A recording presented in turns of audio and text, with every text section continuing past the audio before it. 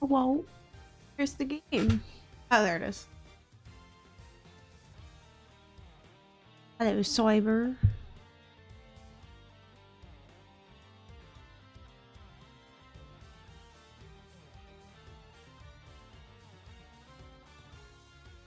Alright. Back at it again, yeah. We beat episode 1 yesterday. We're gonna move on to episode 2. Episode 2 is... I think it literally takes place on an airplane, if I recall. Murder that occurred in my office. The return of the great thief Yataga Rasu. Hello, Belle. Thinking back, everything began on that faithful day 2 days ago.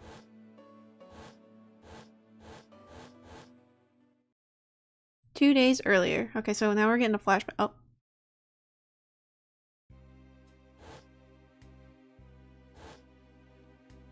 Edgeworth had a little too much to drink. Go you. Yes, everything began high up in the air, 9,000 feet in the air to be precise. Thank you for flying Go You Airlines. Well, we are currently experiencing some slight turbulence. Does not sound like slight turbulence. We are asking all passengers to please return to their seats and fasten their seatbelts. Hi, Bloodia. Edgeworth getting sloppy on a Sunday night.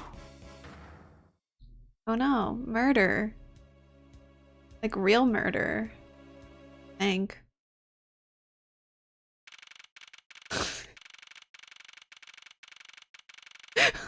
2 days ago he was dead. March 12th. 9 or not 9, whoa. I read that upside down. 6:13 a.m. Flight G390 first floor lounge. This is an airplane? Oh, there's an elevator in this airplane? What kind of airlines are you flying, Edgeworth? Ooh.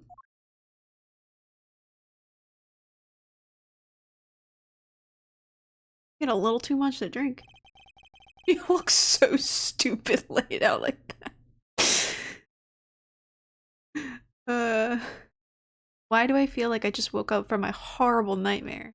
Or a horrible hangover? 6:13, huh? Guess I was out cold for about 10 minutes, huh? Slight turbulence indeed. Ladies and gentlemen are currently experiencing some slight turbulence. For your safety, we ask that you return your seat and fasten your seatbelt. I suppose turbulence is to be expected on a flight. Though, admittedly, I'm less than comfortable with anything resembling earthquakes. Oh yeah. True. What's this? A travel wallet? But it's not mine. Edgeworth has earthquake PTSD. This actual real fact. Well, that stain's not getting out, I know. Multiple stains. At least the wine matches the color of his suit, so if he did spill any wine on him, he really wouldn't know. How did someone else's travel wallet wind up in my pocket? Ugh, my head. I want this headache go away. I'll take care of this travel wallet later, or hand it off to an... Ugh, from earthquake-like turbulence to an elevator? Damn, this game really is like bringing out every trauma that Edgeworth has been through. Not only earthquake, but an elevator on top of that. Poor Edgeworth. No, he's 9,000 feet in the air, experiencing turbulence that feels like an earthquake, and being forced to go inside an elevator. Edgeworth hates heights? Nothing about heights. He doesn't like elevators, and I don't think there's stairs on this plane, doesn't seem like. Or I don't know if there is. Or earthquakes. And I don't know, if you play Ace Attorney, I don't want to spoil anything, but just know that Edgeworth has a trauma.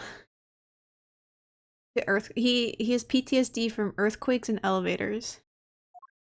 He's troubled, okay. What am I doing hesitating like this? Actually, I know full well why I hesitate. It was when I was still but a young child. Oh, okay, we're gonna... Okay, never mind. I'm just gonna spoil it for you anyway. I was caught up in a murder that happened in an elevator.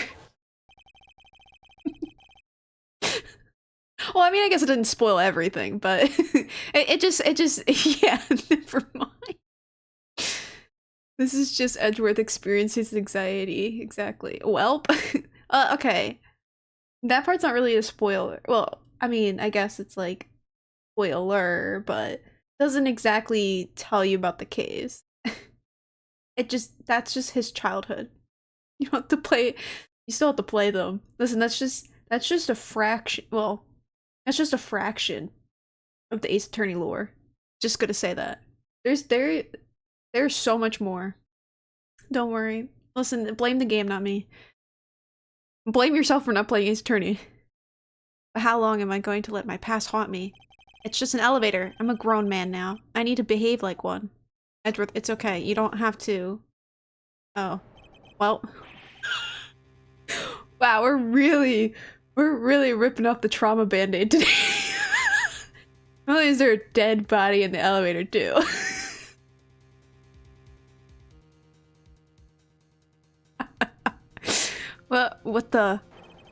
What in the world happened? Is there something wrong, sir? I must ask that you please return to your seat. Eek! This is what we call flooding therapy. Forget ripping off the trauma band-aid. This is trauma Brazilian wax. He's dead. Please calm down. We mustn't jump to conclusions without all the facts. He looks pretty dead to me. What's wrong? Did something happen? You murderer! Well, no, you have it all wrong. It wasn't me. Another trauma. Now he's being accused for murder as well.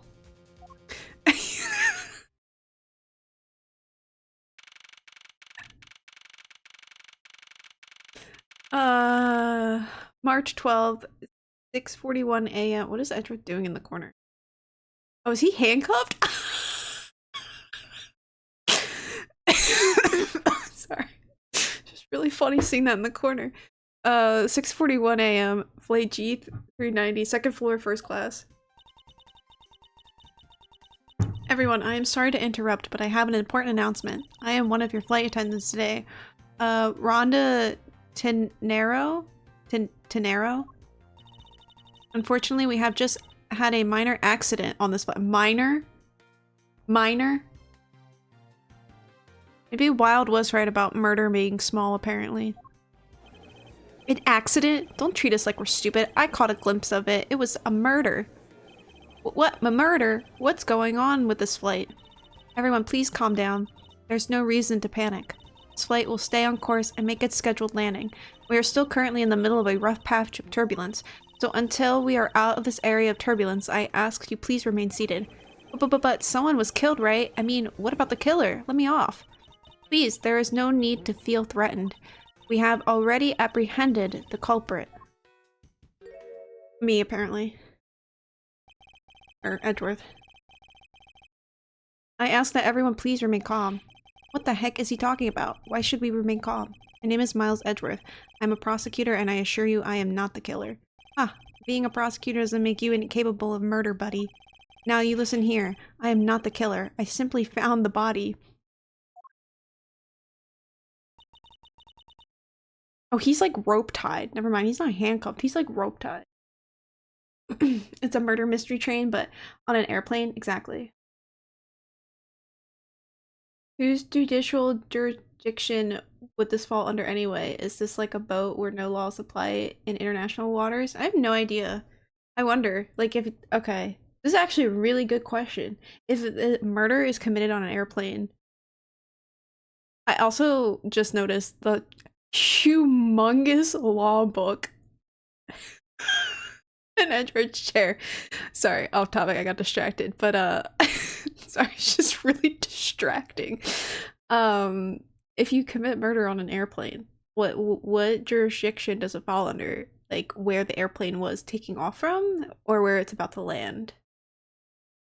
I wonder, it depends on where the airplane is, but like what if it's over the waters?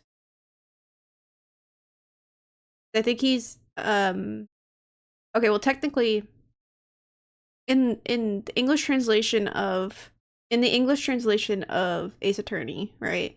Technically it takes place in California, but really it takes place in Japan. So I don't know like where he's flying from technically. I think England maybe. I don't remember. Well, they got Edgeworth in an uncomfy position. I hope he remembers the C4. Phoenix is not here. Can't help it. The book is so big, could be a murder weapon itself. True. So you say, however, I am sure that you are the perpetrator of this crime. I swear on my honor as a professional flight attendant. Oh, is that right? I know what I saw. And there's even very strong incriminating evidence to back me up. What kind of incriminating evidence is she talking about?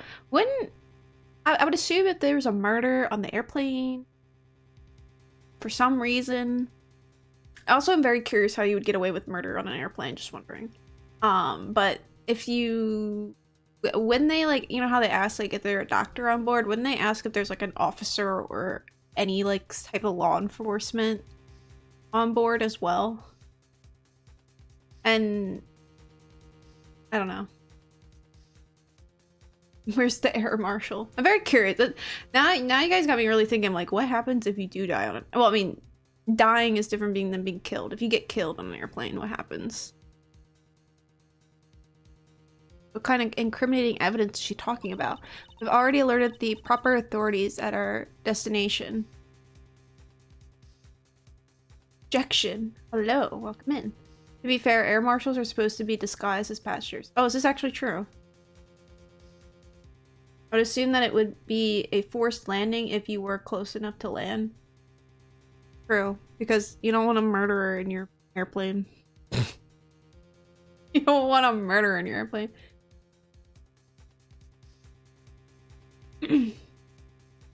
Yes, I do have an Instagram. I don't post on there often though. I kind of keep forgetting it kind of exists. I'm like, I'll remember to post art on here. I never do. Hello, Gypsy. How did Edgeworth fuck up at chess so badly he ended up as a prisoner? No, they think he killed. They think he murdered.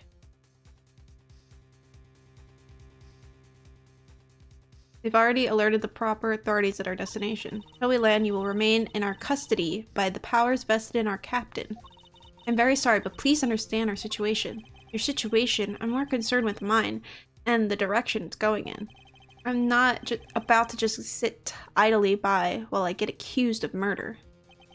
Miss Tenero, isn't it? Yes. I was wondering if you might give me a chance. A chance to do what? A chance to plead my case. And a chance to ask what you meant by incriminating evidence. To accuse a passenger of such a grave crime without allowing him to give a proper defense. Can the professional flight attendant inside of you really call this action righteous? You have a point.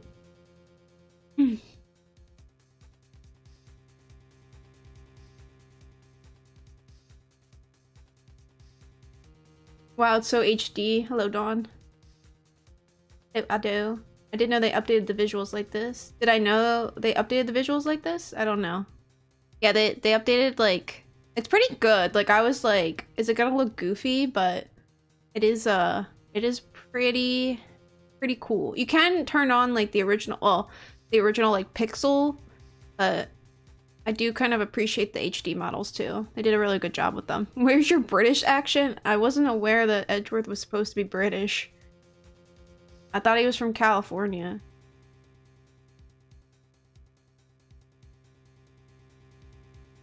Edgeworth with the gaslighting. He's not gaslighting, he has a point. This woman literally just saw him standing in front of an elevator and was just like, you murdered. What?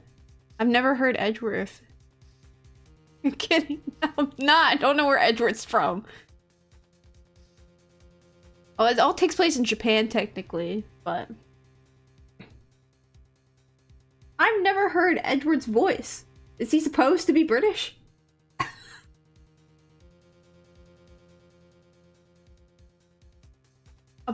I cannot tell by that.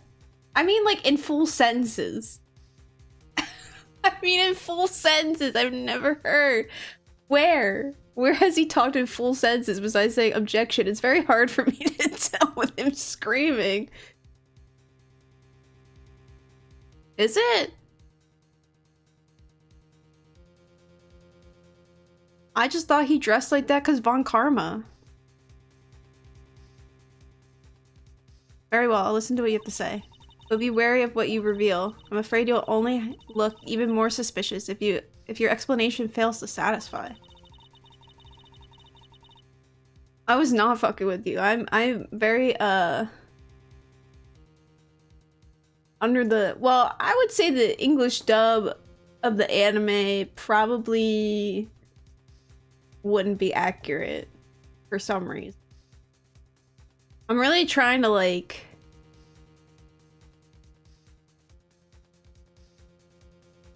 I'll listen to it next time he does scream objection. There's times when he does. I really don't hear it, or I've never really like picked up on it, to be honest.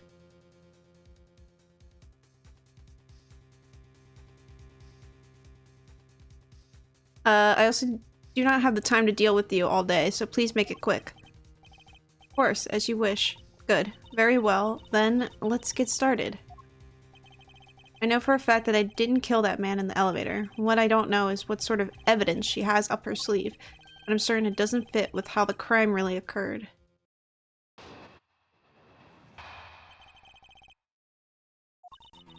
I swear to tell the whole truth as a professional flight attendant. I was gonna say, I feel like the anime wouldn't count, and I feel like it wouldn't be accurate. Actually, you know what? There is a time when he does speak. Well, I mean, I'm assuming there's cutscenes in 5, like in Ace Attorney 5 and 6, right? Is Edgeworth in any of them?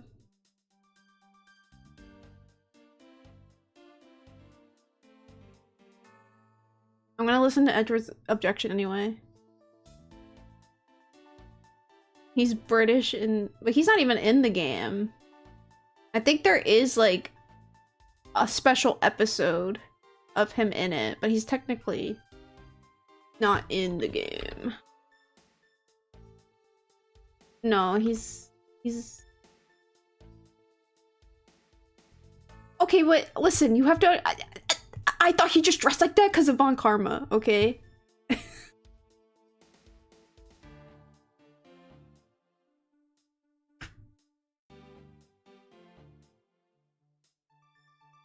Oh, I'm listening to Edgeworth's objection. Edgeworth objection sound. Okay. Miles Edgeworth objection sound effect. Okay.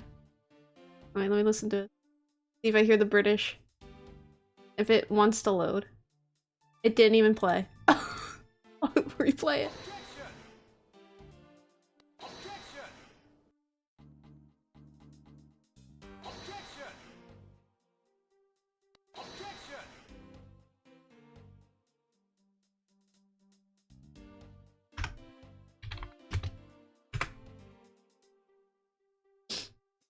Let me see. Alright, no, these are Miles Edgeworth, all voice lines, Professor Layton versus Phoenix, right? What's the matter, Wright? Has the cat got your tongue? Yo, he sounds awful in this game. He sounds really British there, but like... Or are you still in a holiday kind of mood? Perhaps your mind is as clouded as the English sky. Save the chit-chat for later, Wright? I've almost missed that utterly annoying spell of yours. Fine, let's hear it then. This doesn't feel half bad. I object to objectionable puzzles. Now, I object to objectionable puzzles. Well, of course he sounds British here. It's unfortunate. Objection! He sounds really British here. But I guess I just don't hear it in his original for some reason. Maybe I'm stupid. I just assumed he dressed like that because of the fact that Von Karma.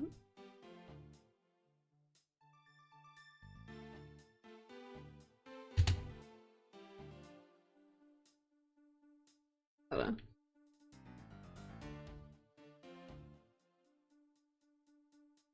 No. I'm looking at, wait. Miles, Edgeworth.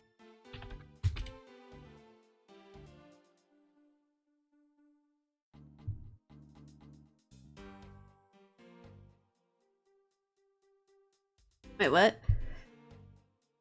I can't find it, never mind. I was gonna see if I could find- I don't know if he's in the 5th or 6th game, but I was gonna see if I could hear him in that game. Listen, E, I didn't know. I just kind of assumed he dressed this way.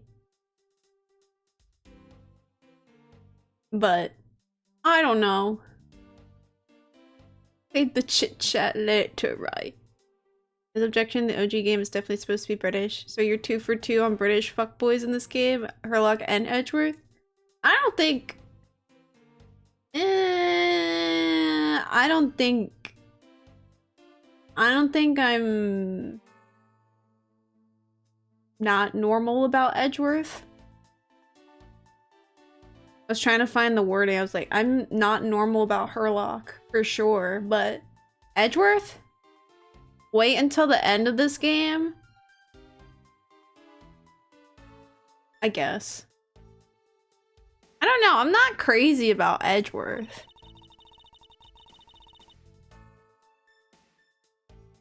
He's no gumshoe. Unfortunately for you, Mr. Edgeworth, I am certain you are the killer. The scene I saw in front of the elevator.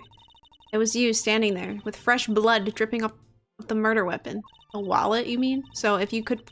if you would please cooperate, we'll turn you over just as soon as we land. Don't like him either. He's like fine, but I'm whatever about him. I like I'm trying to think from like the original trilogy, like who hands down was like my favorite. I really don't know. I mean, well, I don't know. Just me, or does Edgeworth have Leon's cut? Kind of? I feel like Leon's is not like, I don't know. Maybe. I don't know. I'm trying to picture Leon in my head and I can't. That's it. That's her evidence? I can't right now. Just a generic pompous anime cut. Yeah, I think Leon's isn't as prominent though as Edgeworth's. Like the bangs, I mean. I don't think you could ask for a more perfect witness testimony. Wouldn't you agree, Mr. Edgeworth? Not really. It's hardly perfect when there's a gaping hole in it.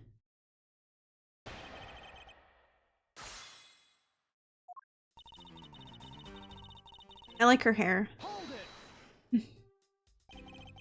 Tell me what exactly puts the pro and professional flight attendant for you?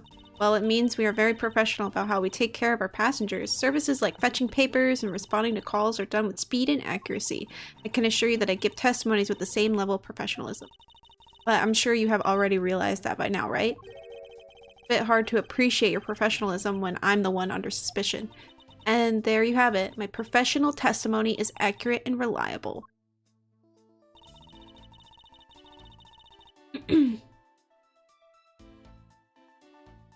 Very funny how I've gotten older and watched more anime. Ace Attorney is like the sports anime of courtrooms. I mean, it kinda is. It kinda is. Is he still tied up right now? Yes, he is. I have no idea. I've never watched that Ace Attorney live action movie. He never said the safe word. Unfortunately for you, Mr. Edgeworth, I am certain you are the killer. You certainly seem sure of yourself. Of course, a professional flight attendant can't afford to make mistakes after all. Perhaps. You must admit there are few who can look at a murder with a clear mind. Lieutenants all go through extensive training and are always calm and collected. We'll even calmly serve you coffee, if you wish, as the plane makes a splashdown. Fail to see how that would be the calm and rational thing to do in an emergency. Even until the bitter end, we are there to serve the passenger. That is the duty of all professional flight attendants. Certainly are confident. Anyway, shall we return to your testimony? The scene I saw in front of the elevator? Like Phoenix is the rookie to the legend. He has pompous, already professional rival, dude. They do very mundane things that look over the top. Very, very true. You kind of think about it. It's very, like, it sets it up like a sports, like, anime. It's like, you know, you have the rookie, you have, like, Edgeworth, who's already, like, you know, he has, like, the perfect, like, prosecution, streak. And then you have, like, the occasional, like, you know, he goes up against, like, Francesca von Karma, and she's, like, you know, young prodigy, and eventually goes up against, like, Godot is, or Godot, whatever, is just, like, a seasoned, or not even seasoned, he's just, a broken old man. Even got the quirky girl sidekick like Speed Racer did. Yeah, why is the quirky speed? And he's got like a mentor, a dead mentor. Yeah, the mentor. How much hairspray does she have in her hair? That style is built like a brick. You just gotta have a lot. Literally anime courtroom. Yes, what did you see in front of the elevator? That's what I was just about to tell you, Mr. Edgeworth. Framed by the elevator doors and bathed in the light coming from within. It was you standing there with fresh blood dripping off the murder weapon. The murder weapon? The murder weapon dripping with blood? Really now? I swear that was the grisly scene I saw before me. Thank goodness it wasn't a passenger who saw, or they'd be whispered. Widespread panic by now. As I recall, you were quite panicked yourself at the time. Excuse me? You were scared enough to misread the situation and accuse me of murder. Nonsense. Professional flight attendants cannot afford to be that flustered. I witnessed the murder scene and am now listening to your defense, all with a smile. As she twitches. Apparently you also lie with a smile on your face. So if you would please cooperate, we'll turn you over as soon as we land. I just like to press everything. I am not the culprit, and yet, you would keep these restraints on me? Mr. Edgeworth, please try to understand what kind of situation you're in now. And what exactly is my situation? I have the backing of the captain to keep you bound in this way. We are within our legal right to restrain anyone who might threaten our captain mid-flight. In essence, you're in the same situation as someone who has been arrested by the police. So I am to stay restrained until I can clear up all of her doubts. At least I'm close. Her mistake shines like the silver lining on a dark green cloud.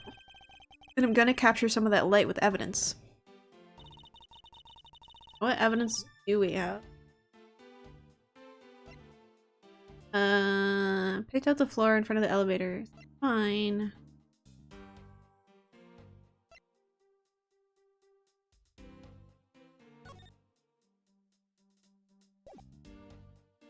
Details, meals, movies, and other services inside.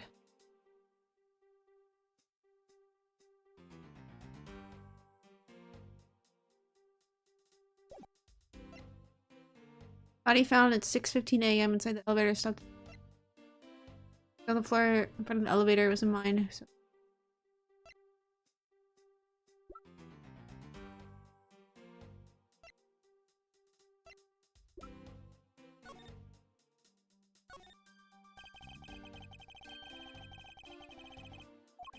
Oh, we already read that.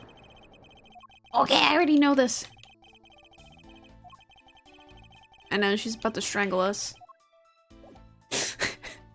I'm still laughing at the fact that I really didn't put two and two together that fucking Edgeworth was British.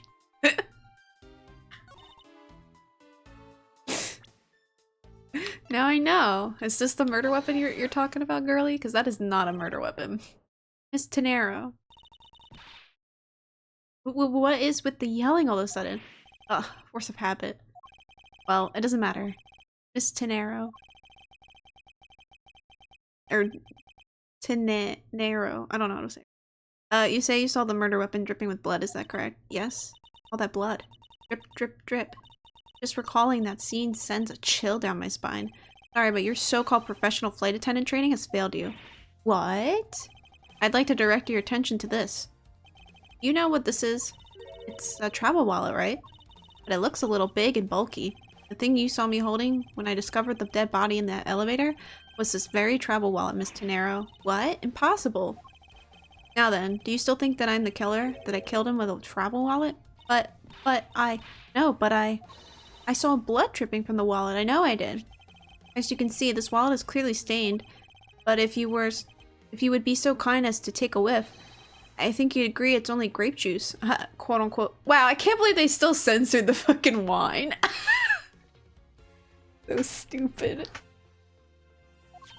Ah, then, that's right, you mistook grape juice for blood.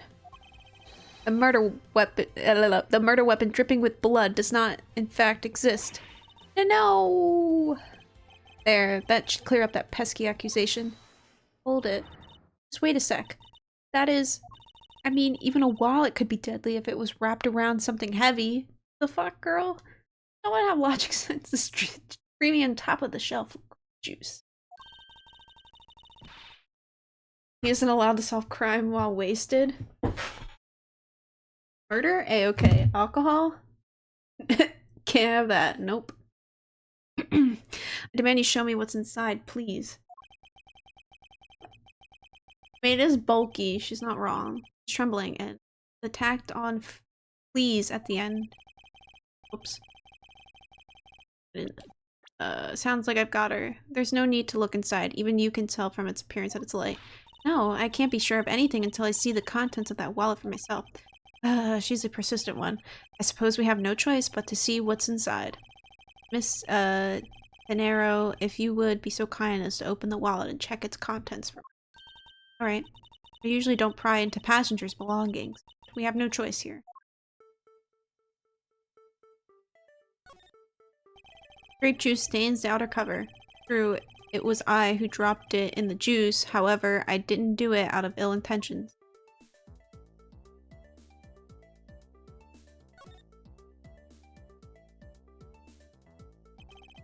It seems that this passport is all that's in here. As you saw, there is nothing but a passport inside. This renders your wallet was the murder weapon argument moot. Wouldn't you agree? Please hear me out, Mr. Edgeworth. What is it now? Well, I was wondering, whose passport is it exactly? Can I take a look? Why not? I'm rather curious myself. This is... just as I thought. This travel wallet belonged to Mr. Ackby Hicks?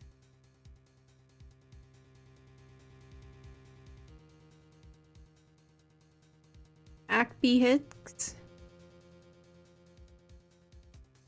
I'm trying to figure out the pun with this one.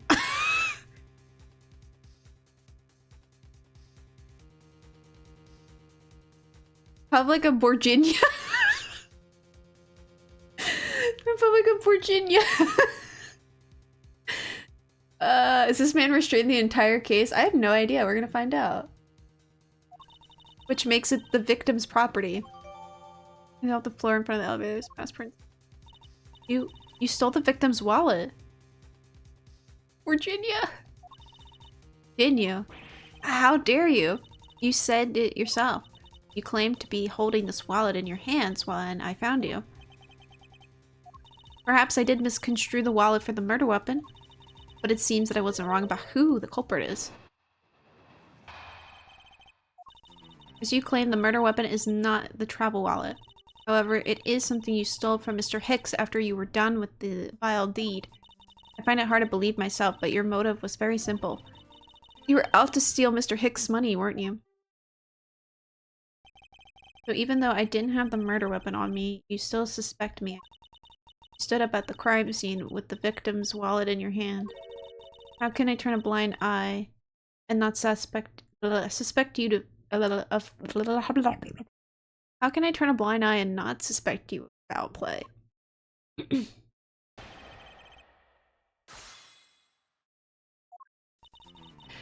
You claim the murder weapon is not the travel wallet. Shouldn't that be proof enough for you that I did not murder the victim? Not at all. And why not?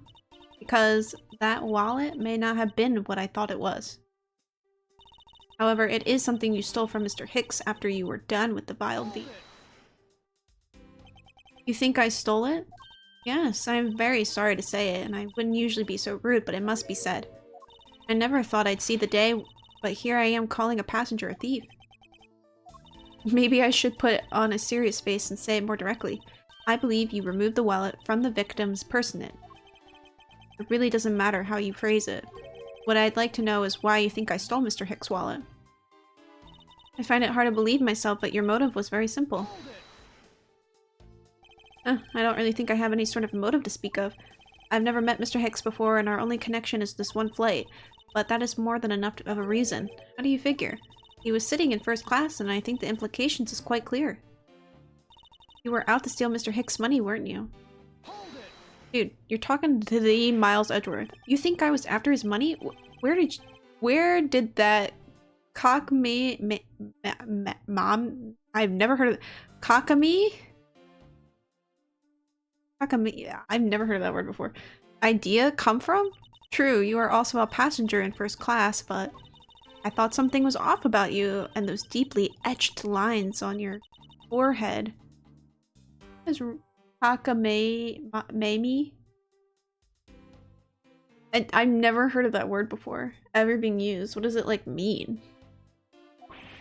That they're not lines. They're perfectly normal and part of my natural phase. I don't think I've ever met someone with such a terrible countenance on a flight before. And that's when it hit me. You have the face of someone with money trouble. She really is making a fool of herself, pursuing this line of logic. I should spare her and present her the piece of evidence that contradicts her testimony. Yeah, throw fucking money at her. Throw money at her. Be like, I did! But then she's gonna say it's not my money. It's a kid-friendly word for bullshit. Is it a British word? I didn't know. Hi, Roy. Ridiculous, impossible. Oh, I see, okay. Thank you for the, thank you, Virdle, for the definition. Man, he's just got trauma. True. I didn't realize Miles was British. I didn't know that Miles Edgeworth was British. I kind of just thought he dressed like that because of On Karma. I just thought he got the fit. But I didn't really think his objection was British. Doing good. How's Gabe? British. I didn't know he was British.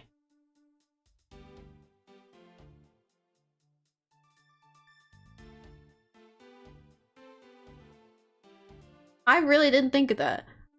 I guess I didn't even, well, once I heard his, like, Ace Attorney versus Phoenix Wright line, I was like, oh yeah, they really did make him British. But I kind of thought that was, I don't know. I, for some reason, really blocked him out of my mind in that game, because he does sound really bad in that game. The only one that sounds good at the Phoenix Wright versus Professor Layton is Layton. He's the only one that sounds good. Good.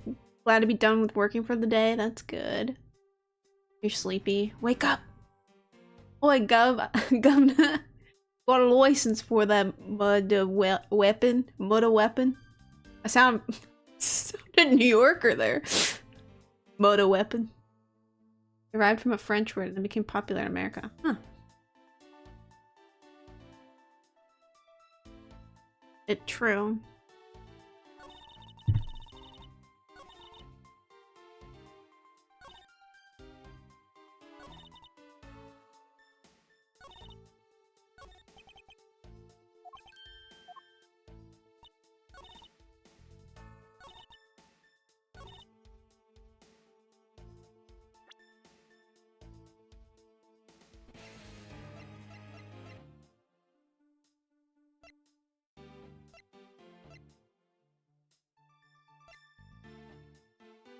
Oh, there's no money in there.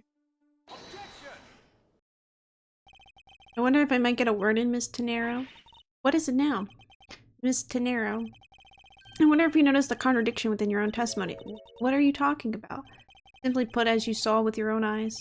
The only thing inside Mr. Hicks' wallet was his passport. Ah, if I really was after his money, then why would I steal a penniless travel wallet? Ugh. But, that's right, Mr. Edgeworth. You didn't know it was empty when you stole it. You would like to think that, but that's not possible.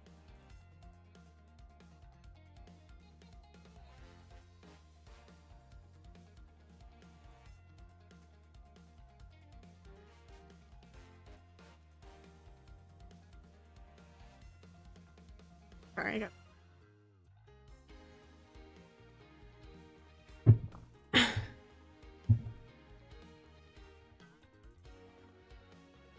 Alright, I'll do that. I got a text message, sorry. Hello? Hello? I was reading, I got distracted with the text message.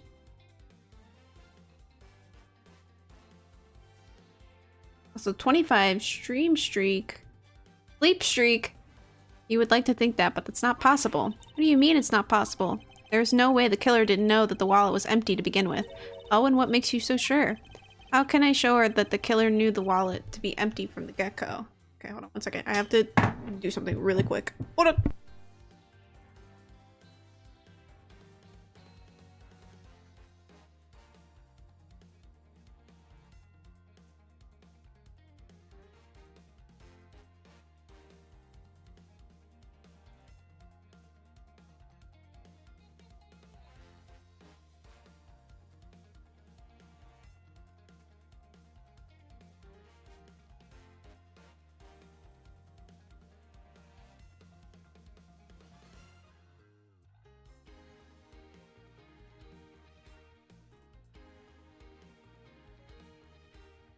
Okay.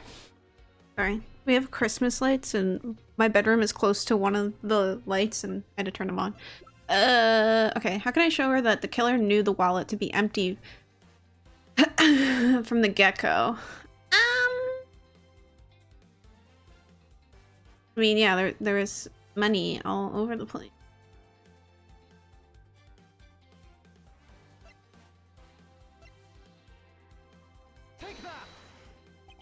You would recall the crime scene? Admit that the wallet was probably not empty at the time of the murder. That's pretty evident by the bills and cards strewn around the inside of the elevator. Oh no. I think you've come to realize the problem with your logic. I would surmise that the victim's wallet fell out during the struggle, and that's when its contents emptied onto the floor of the elevator. I doubt the killer would have missed such an occurrence. Then you're saying, yes, according to your supposition, if I were the killer, I would have been going after a wallet I knew to be empty. And since I clearly was not attempting to gather the scattered money, it renders your argument of the theft completely invalid. I forgive me. Hey, what the heck? Are you saying the attendant's wrong? So that guy isn't the killer? Ah, don't believe it, everyone. It's a trick. Ugh. Will you all please be quiet? Miss Tenero. Yes?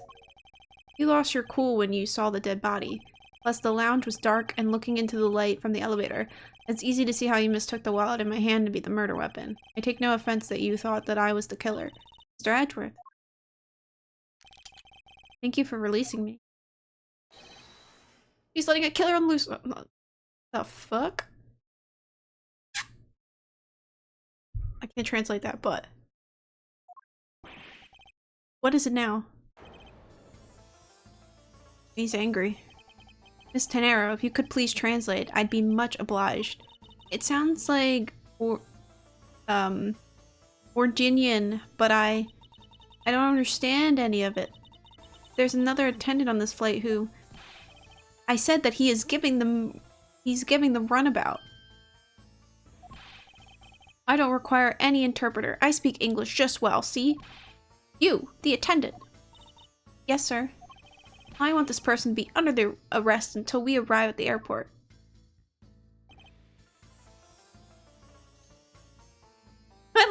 vase is like strapped up. A runabout trial. I love that the vase is strapped in, but not him. I'm sorry, sir, but what exactly are you hoping for? What is it you want? I am finished talking to the likes of you. Please, I would like to hear why you would like me to be held under arrest until we land. You! How dare you try to waste my time? You were the one who stuck your nose into my affairs. I wanted to spend even at least one more second with my precious art. I have no time for other things. I know what you are. I see through you. Insolvent. Yes, I am pretty sure that's how you say it in English. Well, I should hope I'm not monetarily bankrupt, but I don't think that's what you meant. I'm sorry, but I don't think I caught your name. I am Zinc LeBlanc II. Zinc LeBlanc II. I am a very wealthy man in the Virginia. But I am not an ordinary rich man. I am an art dealer, a rich seller of beauty. Mr. or maybe it's LeBlanc. Blanche? Blanche? What did you mean just now? Fuck up, vase, we're going for a ride. Why he's stroking that thing like that? His art. He strokes his art. Pardon? When you said that Mr. Edgeworth was giving me the runabout, I have to explain? Unbelievable. I will say it once and only once. I do not have even a second to waste. Time is money, as they say. Yes, and yet you continue to blather on.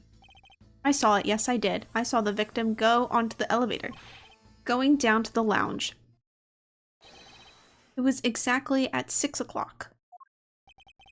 License to love, laugh, fame, and murder. What is that poster? LeBlanc? Maybe it's LeBlanc. LeBlanc, LeBlanc. LeBlanc. And what's the significance of that time? At 6, he says. Wait, you saw him at 6? Ah, what's the matter, Mr. Edgeworth? He understands, I see. Miss Attendant, what time did you discover the body? Well, it was a little after that patch of turbulence, so I'd say around 6:15. Ah, Hicks was his name, was it? Then I say that man Hicks was killed in the 15-minute time span. And the only person in the lounge at that time was this prosecutor, yes? Yeah, I was in my seat the whole time.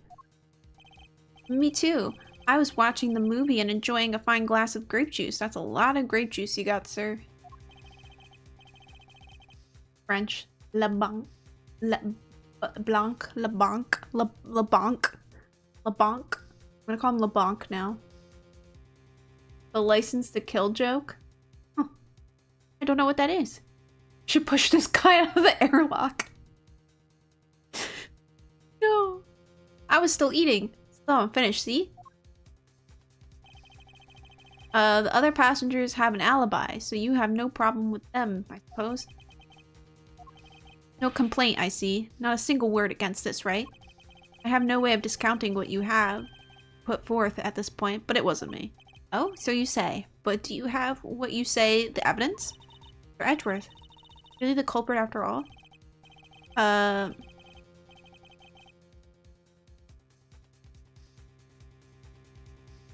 Is it 007 movie if I recall? Huh. Yeah. LeChonk. Mr. LeChonk, I suppose you are quite certain in what you saw enough to give testimony? Of course, I was looking at that man the whole time. He was playing with that annoying little, small machine the whole time. Machine? Yes, that's what you people call it in English, yes? It was making me crazy with the click, click, click. From that description, it sounds like some sort of small computer. I believe what Mr. LeChonk, I'm gonna call him LeChonk now. We should turn into an emote, weird. Oh, really? Maybe they have an emote for it. Oh, wait. I believe, let's talk about a cell phone. I have to say, I did see him playing with it quite a bit myself. A simple cell phone, a laptop or organizer I can see, but kind of low budget. I hate that noisy little machine in his hand. a fragment of beauty. All it produces is ugly sounds. Anyway, I know what I saw. Miss Tenero. Yes? I was wondering if I might be granted permission to examine the crime scene. What? You want to examine the crime scene? If you would grant me a little measure of time, I'm sure I can produce the real culprit. I don't like the sound of that. Fox in the duck pen. Yes, I think that is how you say it in English. It's Fox guarding the hen house, and I believe my innocence was proven earlier. And if I'm given the chance, I can clear up all the remaining doubts. Miss Tenero, if you wait until we arrive, there is a good chance that some evidence will have been destroyed by then. I understand. Let me see what the captain has to say. Ah, this should not be approved. Please, Mr. Hello, Okusan. Nice suit, thank you. He called the victim broke. I know, for having a cell phone. No less, too. Can you imagine? Mr. LeBlanc? Keep wanting to say LeBlanc so bad. I just want to say LeBlanc. LeBlanc. In an emergency, all decisions are to be made by the captain alone.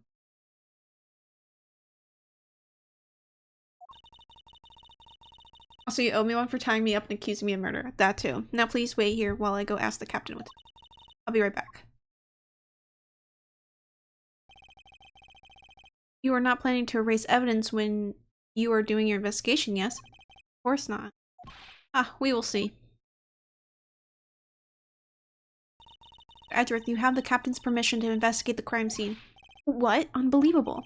I am in your debt, Miss Tenero. However, there is one condition. I am to supervise you. Can you agree to that?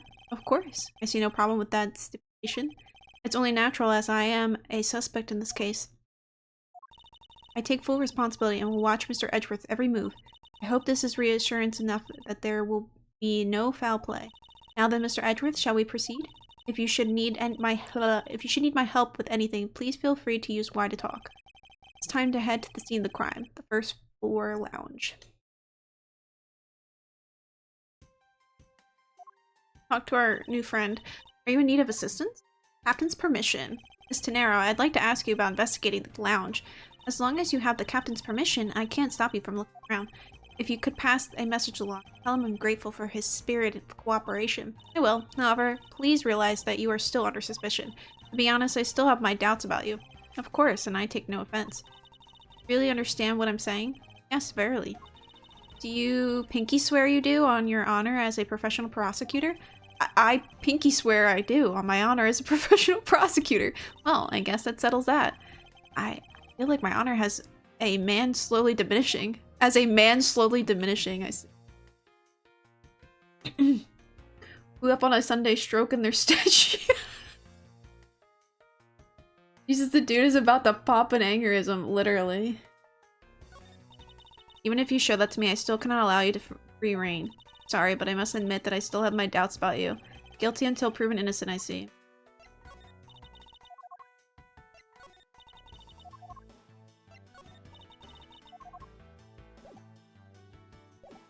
You have nothing to say about my stuff. This was Mr. Hicks' seat. I don't see the machine, Mr. LeBlanc. I keep saying LeBlanc because my brain is like just being silly. LeBlanc was talking about. Perhaps it's the elevator? In the elevator? Maybe we should probably head down to the crime scene now. No, we gotta look around first. Hurry up and investigate. Time should not be wasted. Precious is human time, is how you say it, I believe. Listen. Mr. LeBlanc seems to be protecting the gargantuan vase on the chair rather closely. A marvelous vase, though, isn't it? Yes, I dare say so as a professional attendant. I don't think there's any real connection between a piece of art and being an attendant. But I'm not just an oh my god. LeBlanc chonk honk donk. LeBlanc donka chonka donk. But I'm not just any old attendant. I'm a professional flight attendant. As though there were such a thing as an amateur flight attendant. How did you find your meal to be, Mr. Edgeworth? Come to think of it, I forgot all about it. I must have been asleep or something. Oh, I'm terribly sorry. Let me prepare you something right away. What are you apologizing for, Miss De Niro? I failed in my professional duties by letting a passenger go hungry. Please help yourself. If you see anything to your fancy, feel free. I think I'll take my time later, after I've solved this case, thanks. I want to look at the poster. The movie poster for License to Love, Laugh, Maim, and Murder. That's a go-use airline-sponsored movie. It's a suspense, hard-boiled action, romance, horror, comedy flick. Is that the genre listing for this thing? Yes, it's a movie that can be enjoyed by anyone because it encompasses all those genres. I can't even begin to imagine what the plot would be. But you have to admit, it has piqued your curiosity, right? I heard the main strategy with this genre listing was to make people curious. Well then, consider the mission a successful one. It's my seat. Unfortunately, I didn't bring anything particularly useful for an investigation. Not as if I'm constantly prepared for such a thing to occur.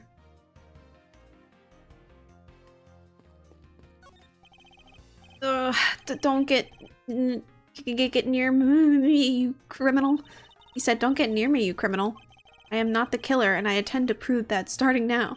But that's contrary to the facts. He says, but that's contrary to the facts. I can understand his English just fine, thank you very much. What's a lifesaver doing here? I bought it at the in-flight shop just beyond the lounge. If something should happen, having one would save your life. I think this guy would have been better off not taking a plane to begin with. If I may have a word with you? This steak so awesome. Lol. That's great to hear, however. I would like to ask you a few questions. I was here the whole time, so wouldn't know. Eat or speak? Please pick one. Munch, munch, munch, munch, munch, munch, munch, munch, munch, munch, munch, munch, munch, munch. I think he chose to eat. Yes, I can hear that.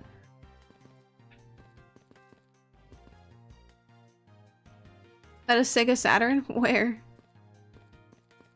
Where are you seeing the Sega Saturn? This guy. Hey, miss. How about another glass? Excuse me, but I was wondering if you know anything about the murder? How about it? How about a glass together? Sorry, but I must decline. I wasn't talking to you. I was asking the cute attendant. I'm sorry, but I'm on the clock right now. But if you need a refill, I'd be happy to bring you another glass at any time. You got it, Toots. That's no way to talk to a lady. Look at all these bottles lined up in a row. It's a miracle they made it through the turbulence without a scratch. Actually, we asked the drink vendor to clean up all of the ones that did break earlier. And you mean to tell me he put all these up here after the turbulence? We're simply thrilled to have someone so interested in the variety of drinks available. I don't think anyone should drink this much. There is such a thing as overhydration. Overhydration? Yeah, we'll call it overhydration. Oh, that's right. I was in the middle of recreating a chess game. Next to the steak kid. That's a thick steak. It is a thick steak. Oh, look. Edgeworth was assuming he was... Yeah, he's like... He was assuming. Edgeworth, shaking my head. You can't assume everyone's just flirting with you. Ah, that's right. I was in the middle of recreating a chess game. That's just an observation, but aren't there too many red knights around that lone blue pawn? Nonsense. It simply shows that the blue pawn is no match for the red knight's might. Oh, are you thinking about Phoenix on this flight? Of course you would be.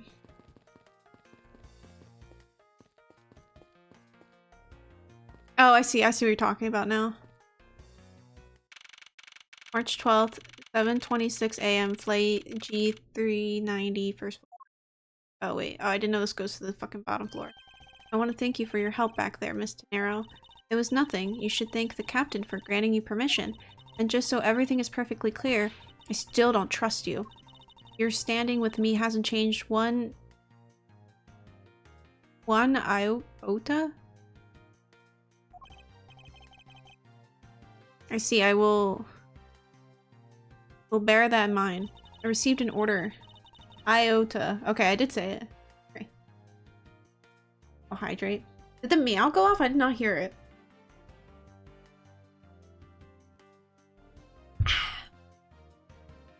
He wanted you to know that. We reserve the right to stop. Okay, it did work. Thank you for testing it out, game. We reserve the right to stop your investigation if we feel that you are not making progress. And when we do, he asks that you please return to your seat at that time. When my time runs out, at his and his crew's discretion does it. I have to find a way to discredit I have to find a way to discredit Mr. LeBlanc. I heard no meow. Well, now it's working. LeBlanc's testimony before time's up. I understand. By the way, is there any place you can think of where the killer might hide on board? I don't think so. After every first-class passenger was accounted for at his or her seat, we made a thorough search of the plane. As for business and economy class, no one can move between those two classes in first class without a staff key card, and we found no record of a key card being used at all. Which means that I have a first-class killer on my hands. At least I know that much for sure. And one other thing, no one else has been allowed near the crime scene since the murder was discovered either. Wait, I want to investigate more upstairs. I didn't know. Now then, let's get started. Well, where should we start from? Let's start with Mr. LeBlanc's statement. Crime occurred between 6 a.m. and 6:15 a.m. During that interval, the only person in the lounge was myself, which would make me the prime suspect. However, since I did not kill Mr. Hicks, it means that the killer was around somewhere. Where's the killer? Clues point to where the killer could have been. If we are to believe what you say is true, then yes. The first order of business would be to gather information to win your trust. Okay, well, we go back upstairs. Fuck! Shit! There was a person over there! I thought it was gonna make me go down the elevator if I talked to her for some reason. Shit. Shit. Oh well, whatever.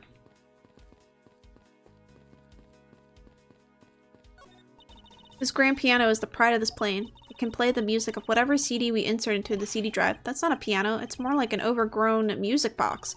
But its keys to press along with the music as though they were really is someone playing it. Some people have entirely too much money to waste on overly complex toys. This door leads to the flight attendant's room, but please understand that it's off limits to unauthorized personnel. The room is giving off a scent of women's perfume. One would think that perfumes smell great, however, to me it simply smells. Not that I have any interest in what lies behind this door. Perhaps we should return to the investigation, Mr. Edgeworth? Mr. Edgeworth? Sorry, I spaced out for a second there. What are you thinking about? I wish I had too much money to waste on overly complex toys. These bottles and glasses must have been broken by the turbulence. There's quite a bit of broken glass here. Please be careful when passing through the area. Thank you very much for the warning, Mr. Edgeworth. However, no matter how kind you are towards me, know that it does not clear up any suspicions I have about you. I wasn't warning you for the sake of clearing my name. Girl's making it all about herself. These counter windows offer a glimpse of the sky, but these clouds, they tell me nothing. Mr. Edgeworth, you look like you're talking to the clouds. That's so. Then tell me, what do you suppose I said to them? I don't know, but it looked like a rather one-sided conversation. Clouds. They tell me nothing. There are a few copies of Sky magazine in the magazine rack. This month's special is an English trivia quiz. That's not a bad idea. I've heard that the youth of today don't know a particle from a participle. Now, please don't go around confusing people with made-up words, Mr. Edgeworth. Who's ever heard of such a silly word as a participle? Case in point. What the fuck are you on, dude? Don't confuse me. What or who is this? This is a bronze statue of the founder of Goyu Airlines, Mr. Ungo Hughes. Ugo Hughes? Ugo Hughes? The real word? I believe it was a real word. But he was confusing me. The one on the left is when he was in his 40s, and the other one is of him in his 80s. It looks the fucking same. Did the man age at all for the 4 decades? Maybe I need to squint more. It does not look any different. It's toppled over chair. Yet another victim of the turbulence. Ah, no! Look at all that grape juice staining the back. It may not look like it, but this chair was extremely valuable. Was it? Yes, it was used when the Rocker Pals came to tour this plane. Rocker Pals leader sat in this very chair. Sorry, but what are these Rocker Pals? I can't believe you've never heard of them. They're all the rage. The Rocker Pals are an extremely popular international band. They added the Pals part as they became more popular, especially among teens. Ah, that explains it. I'm not really one for the music of today. Maybe I should ask Detective Gumshoe about them later. On second thought, I can already see how confusing the conversation would get. I guess the word pal has been added. Glasses and candles thrown in disarray by the turbulence. It's been a while since I've seen this big of a mess. It's terribly embarrassing, but I thought it was an earthquake for a second, and I frantically started searching for gas valves to shut off. I guess the shaking of the plane was bad enough to be mistaken for a real earthquake. Not that I would know. Not that I would know, since I was unconscious for most of it. A pity that a bronze statue knows not when good drink has been spilled on its feet. This is a statue of our founder, Mr. Hugo Hughes, who was a big fan of grape juice. I'm sure he would be thrilled if he knew so much grape juice was here at his feet. Is that a hint of hero worshipping I detect? There's some spilled grape juice in front of the elevator. I assume it was spilled during the turbulence. Oh, we must clean that up or someone might get hurt. Aha! What is it, Mr. Edgeworth? I found some very important evidence. What is the important piece of evidence in this? Here, footprints! What is it?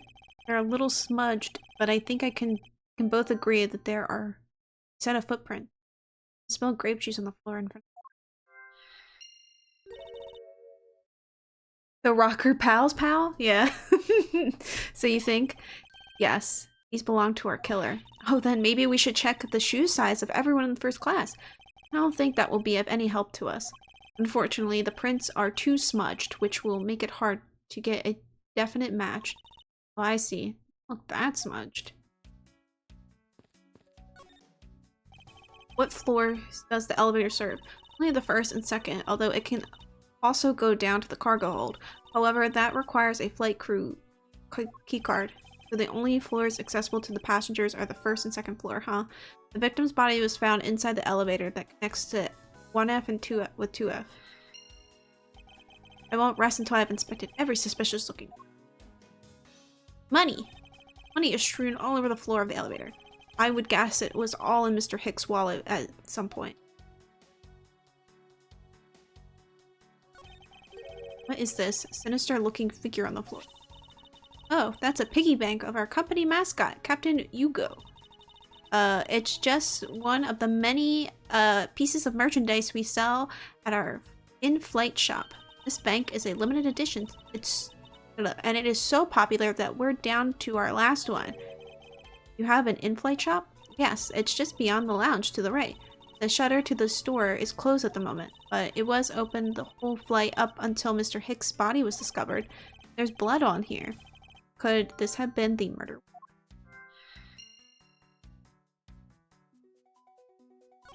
I doubt anyone was expecting to find a dead body in an elevator on this flight.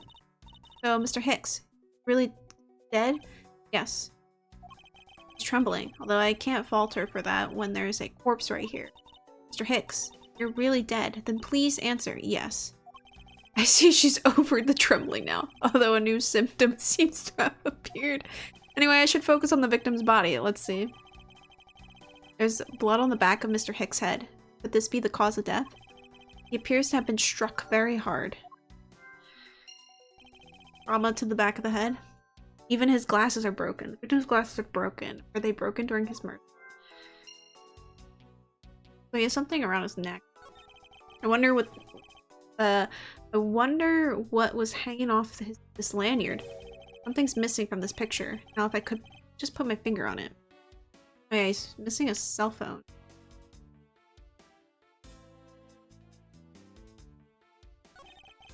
There's no grape juice residue on the soles of his shoes, making it highly unlikely that Mr. Hicks entered this elevator after the turbulence.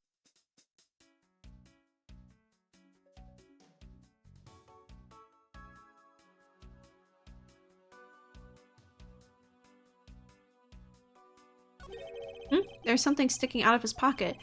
Hope you won't mind if I take a look at what's inside. The picture. It looks like it was taken inside a building somewhere.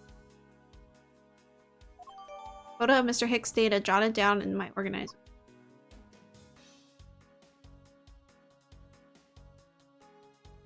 That's also missing the spot somewhere connected to any of the evidence I hold.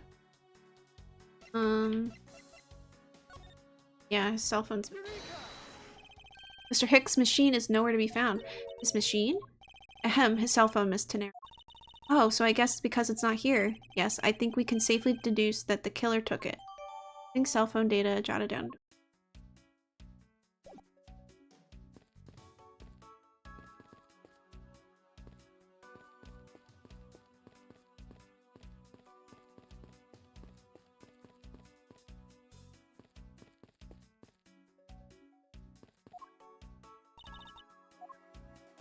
Notice anything?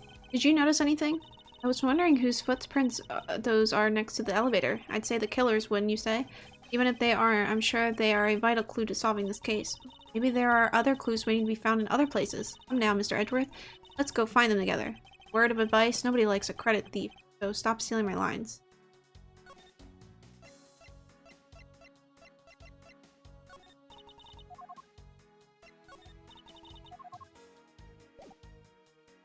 About the victim. I was wondering if you noticed anything, Mr. Nero. Yes, I can't help but notice the sad atmosphere in here. Yes, it is rather tragic crime. I'll say, robbing the poor man after bludgeoning him to death? Talk about rubbing in the salt. Can't forgive someone who would do this to a passenger of mine. I swear as a professional flight attendant that I will capture the culprit with my own hands. And I promise as a prosecutor to solve this case with logic and deduction. I should go over all the leads I've collected so far one more time. The key to solving this lies at the intersection of my logic and the evidence. Before I do any of that, though. The in-flight shop is just beyond these shutters, but we don't have permission to open them, so I'm afraid I must leave them closed. There must still be clues to be found here in this lounge. I must remain ever vigilant. We've examined all. Now let's put some logic together. Okay.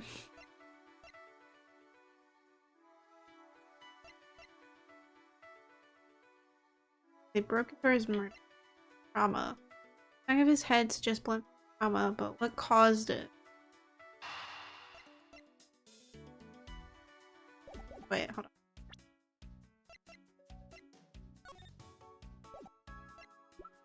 Wait, okay, we can't. Don't get to collect that as evidence, never mind. Well, I would say probably this is the murder weapon. A statue with blood on it lying next to the body of a man who is beaten to death. Hello, Marcus. Oh, Mr. Edgeworth, I think I figured out something. Yes? What is it? The way the blood is on this, it looks like it matches up with the wound on his head. Well, aren't we deserving of the Master of the Obvious title? Well, what do you think, Mr. Edgeworth? Don't you think that's worth investigating? It would appear that this figurine is our murder weapon. Oh, I just knew it. I mean, I can't think of any other connection. And perhaps Master of Oblivious would be more befitting.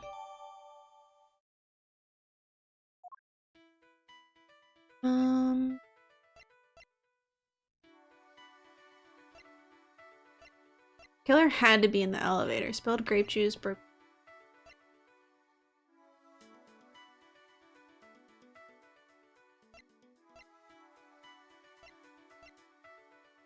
Or maybe?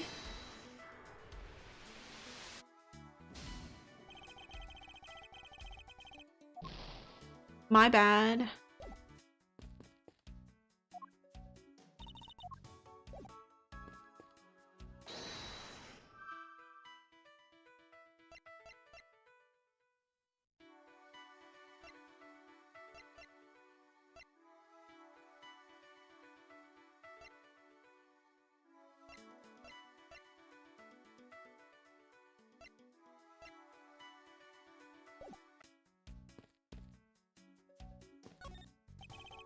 Glasses are still on his face, though.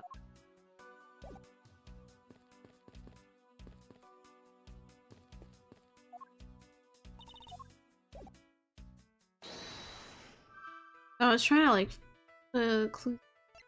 have the elevator? Oh, okay. True, there wasn't anyone else in the lounge other than myself right before the turbulence. But if the killer was in the elevator along with the victim, then that is a different story. If only I could prove that the killer rode the elevator with Hicks. Spilled grape juice. I have it. I'm sorry, but I don't understand, Mr. Edgeworth. I can prove that someone other than myself was here around the time of the murder. What? Really? Yes, it's rather simple, actually. The proof is in the pudding, or rather the grape juice in this case.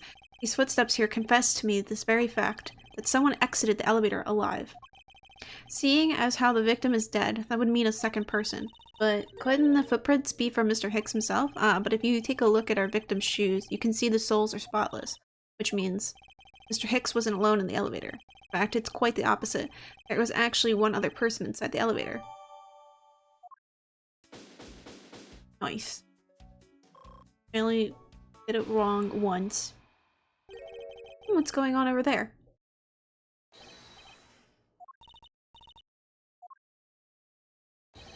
Unforgivable. This is unforgivable. Yeah, I didn't get to talk to her. I saw her over there, but I was like, do you understand what I'm saying? The movie is late. It is the same level of bad as if the airplane, or the plane arrived late. But the movie? What? I will not talk to you anymore. You are just wasting my time. What is the master? What is the matter, Mr. LeBlanc? If there is no emergency, please return to your seat, sir. Do not tell me what to do. I need not to sit down. Well, Mr. Prosecutor, did you prove that you are innocent yet? If you would like, I will prove my innocence to you right now. What nonsense. Are you saying my eyewitness testimony is mistaken? Mistaken, merely that there is for doubt. I'd be most honored if you could please tell me what you saw in detail once more. Fine, suit yourself.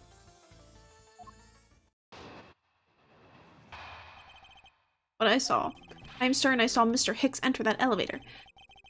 It was when the needles on my pocket watch pointed to the 6 and the 12.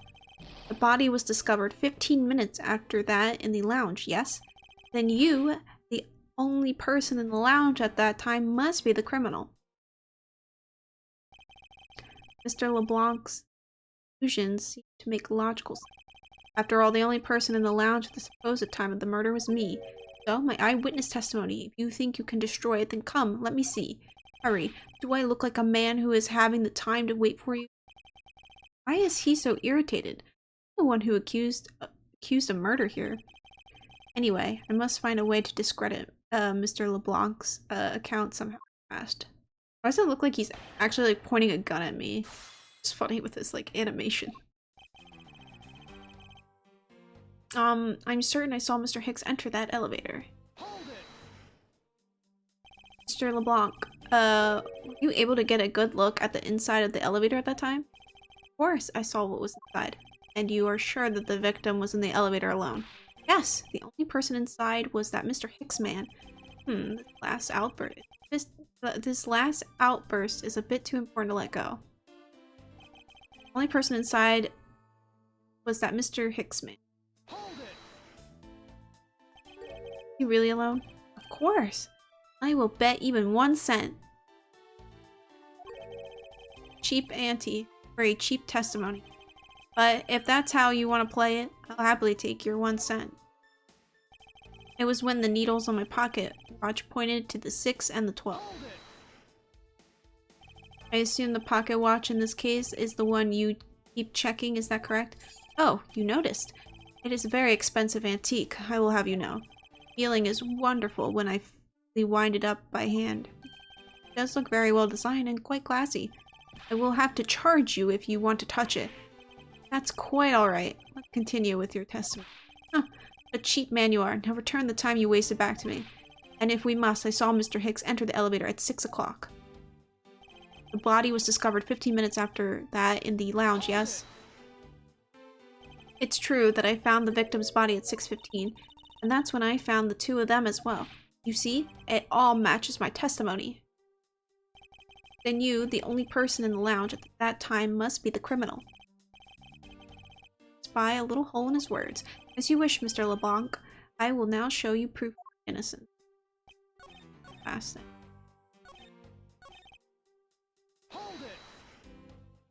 That is the most mistaken way of thinking I've ever heard of. No, no, no. Your silly opinion is what is mistaken. Please calm down, the both of you. In a sense, you are both mistaken. Well, if that isn't the pot calling the kettle black, then I don't know what is.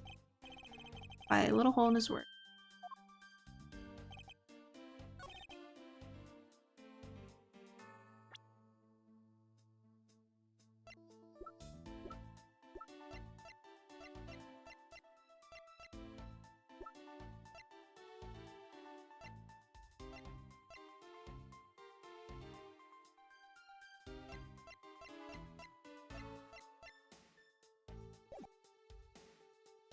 Hold on, let me...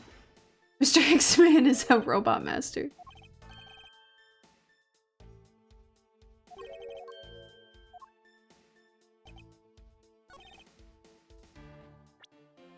I guess we have to present this.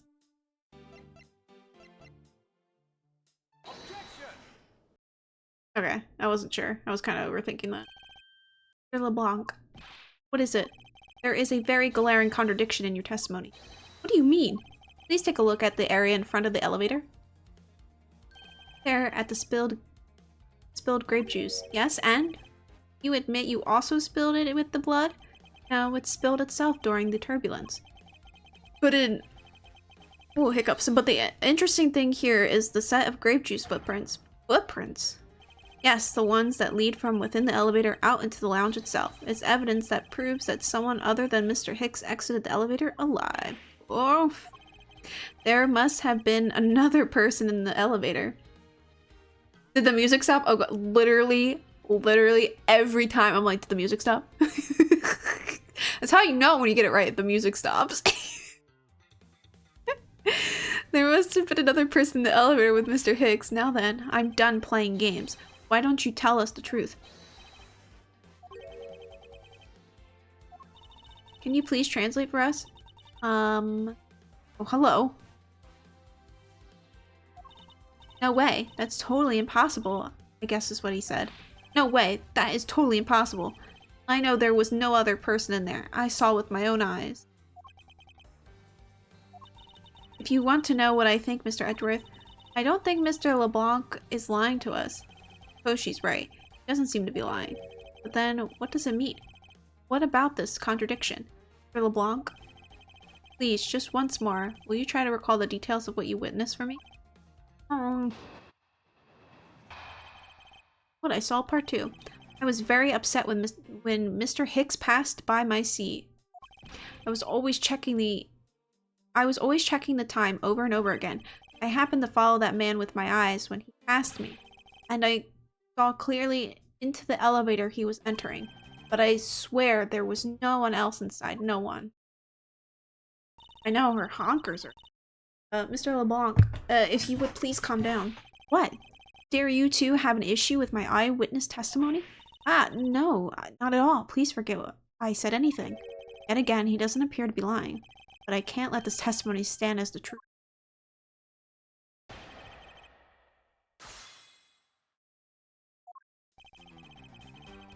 I was very upset when Mr. Hicks passed by my seat. Why? So, are you still upset now? I am always upset.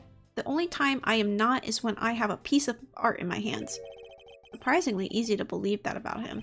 but I was even more upset when Mr. Hicks walked by me.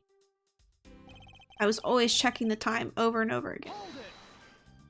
Now I just want to see Honker's lady again. Why were you so attentive to the time? Because something unforgivable was happening. Come to think of it, you were yelling about something unforgivable earlier. I was giving a complaint to the attendant about the movie starting time. Turn back to me my time, in money. You understand the point. Movie? Is he talking about the in-flight one that's mentioned in the magazine? A summary of the plot and its start time. Interesting. They were supposed to show License to Love, Laugh, Maim, and Murder. I cannot see that movie in my country. Can only see it on international flights. I looked forward greatly to that movie. I checked my pocket watch whenever possible so I would not miss it. I even set my pocket watch to the destination time when I came aboard. So my watch is not wrong. It matched the schedule. But the movie was still late. Very, very late. Your pocket watch. I'd like to ask you a little more about it, if that's alright. The movie I wanted to see would not start, so I checked my pocket watch many times.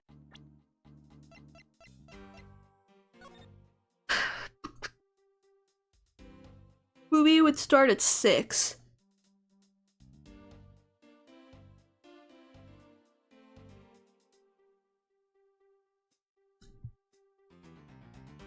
According to the pink. Sorry, I'm readjusting the way I'm sitting.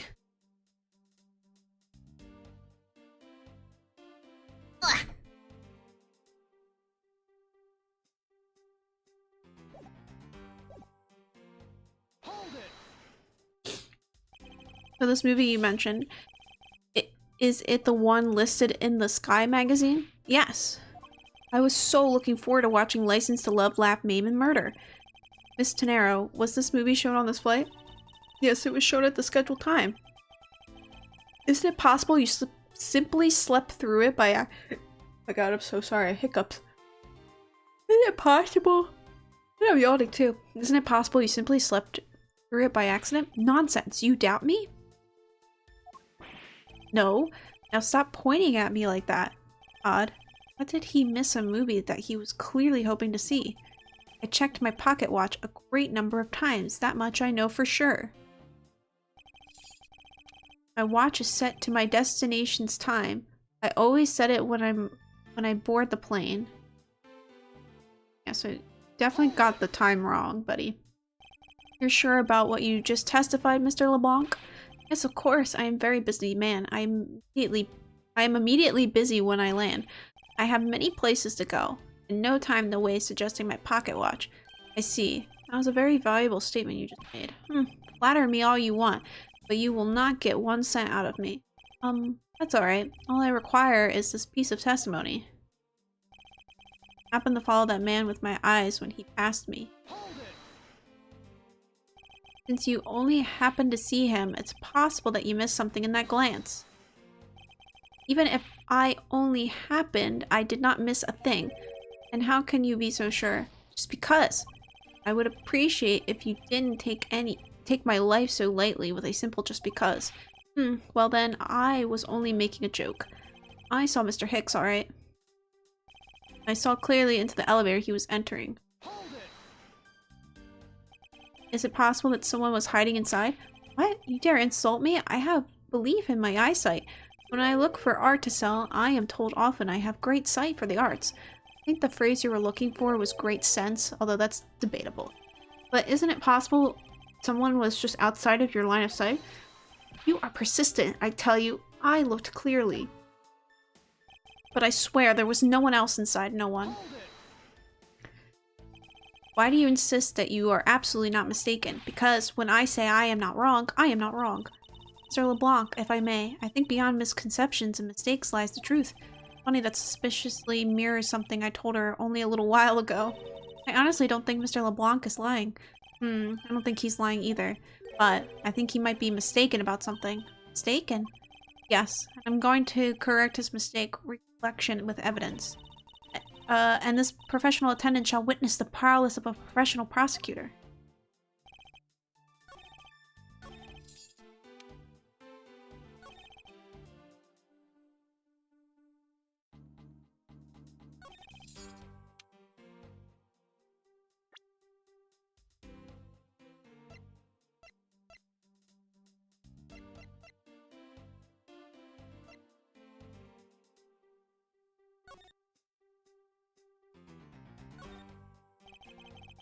And blood on the corner.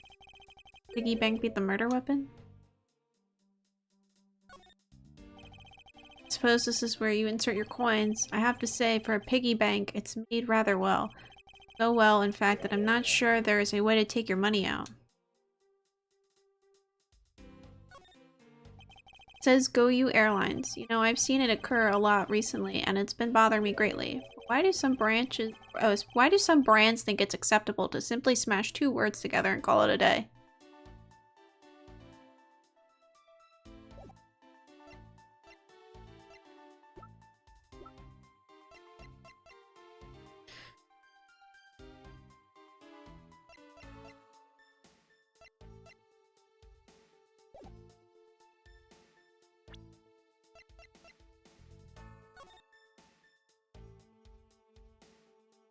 All times shown correspond to our departure times.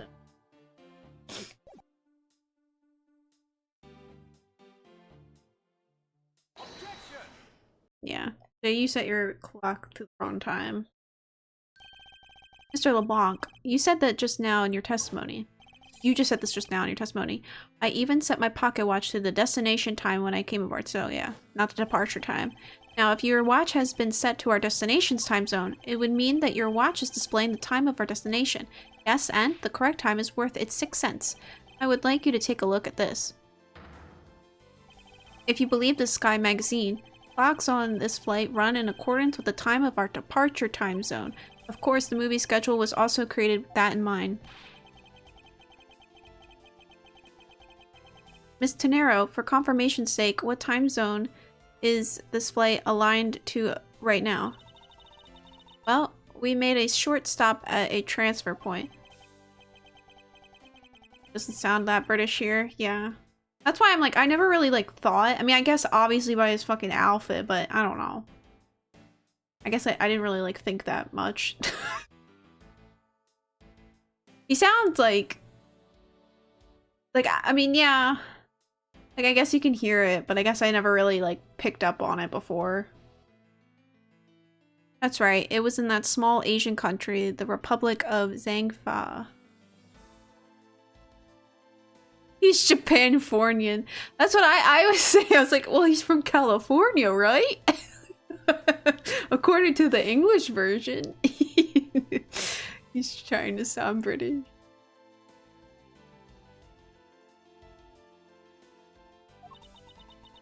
But we didn't readjust our onboard clock. Well, I don't know. I mean, I can't tell.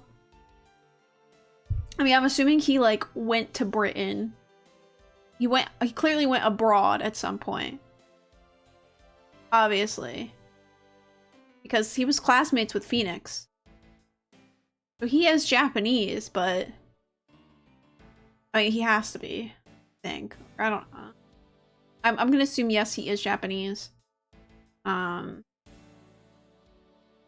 abroad. Would have technically an English-British accent if he studied abroad in England.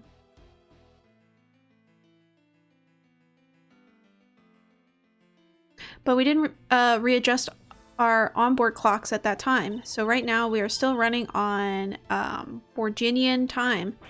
What? Time difference between Borginia and our destination is 9 hours. Holy shit. In that case, it's only natural that your watch would be out of sync with the schedule. What? Further, with your analog watch set to our destination's time, it would appear to be running 3 hours fast when compared to the flight's onboard clocks. It also changes everything about your testimony, and you can bet 1,000,000 cents on that. In light of this information, it means you saw Mr. Hicks 3 hours prior at 3 a.m. Ah. The time's all fucked up. I forget. Are the Von Karmas British or German in the JP script? I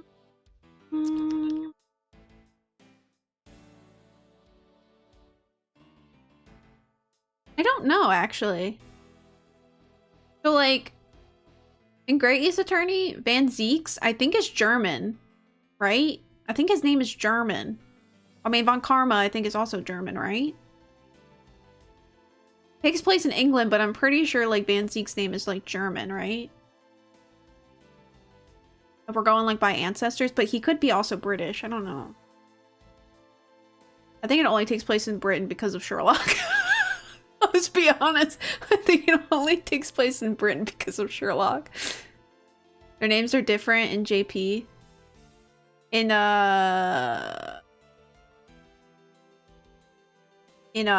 Grey's Attorney.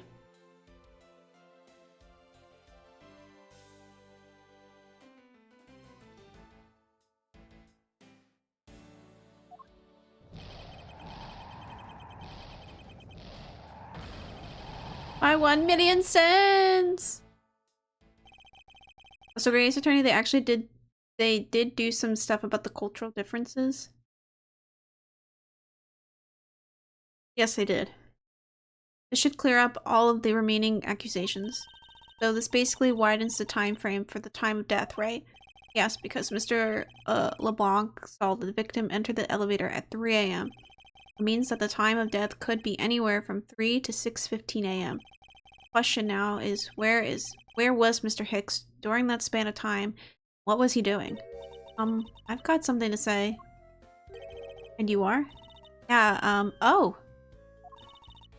I'm Cammy Mealy. I'm a flight attendant. And what is it that you wish to say? Well, I think your story is a little different from how I remember it. Sounds like she would be spaced out. I can do that kind of voice. I can't do a British voice, but I can do a spaced out voice. Like the T. T? What do you mean, Cammy? I saw Mr. Hicks sitting in his seat at 5 a.m., you know. What? How can you be so sure of the time? Oh, that's right. He pushed his call button while we were parked at the transfer point. A message from Captain Hugo. This flight will be making a brief stop to refuel and transfer cargo in the Republic of Zhangfa between 4 and 5 a.m. We ask that all passengers remain aboard at that time. Thank you for your cooperation. The stop we made for refueling the cargo and transfer to Zhangfa, right? Yes, it was from 4 to 5 a.m. according to our clocks. Chamomile. Oh, chamomile.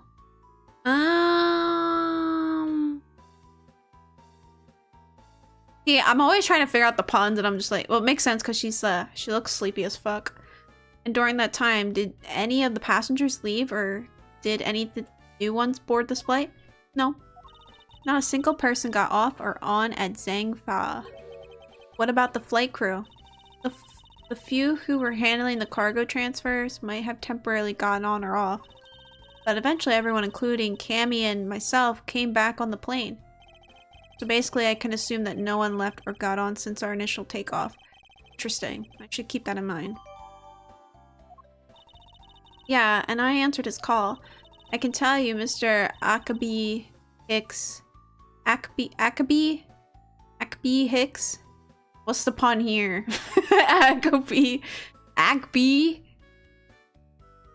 Hicks was there in his seat when we took off again at 5 a.m. Alright then, that puts the time of the murder between 5 and 6:15 a.m. Okay. Now, what time did you come down to the lounge, Mr. Edgeworth? I remember coming down here almost as soon as we left the Republic of Zhangba. Ah! You were here the whole time from 5, yes? Apparently the name is a pun on the Japanese for yawn. Huh.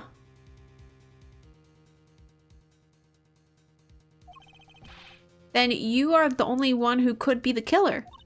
Mr. Edgeworth, were you really here in the lounge the entire time from 5 a.m. onward? Fortunately, yes. But then, how do we explain the footprints? They didn't translate his name there? Oh, so his name is like actually the same. Is not that obvious? This man waited for Mr. Hicks here in this lounge, waited to kill him. And then he put the corpse into the elevator. That is when the turbulence happened.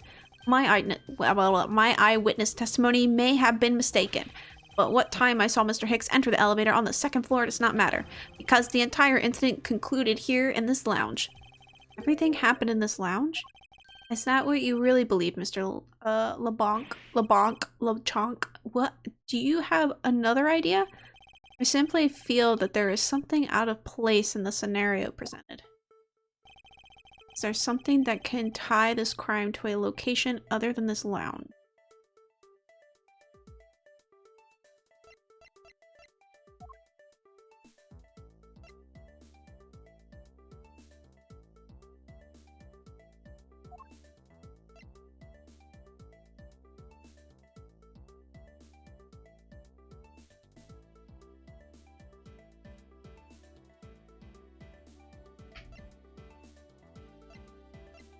Oh.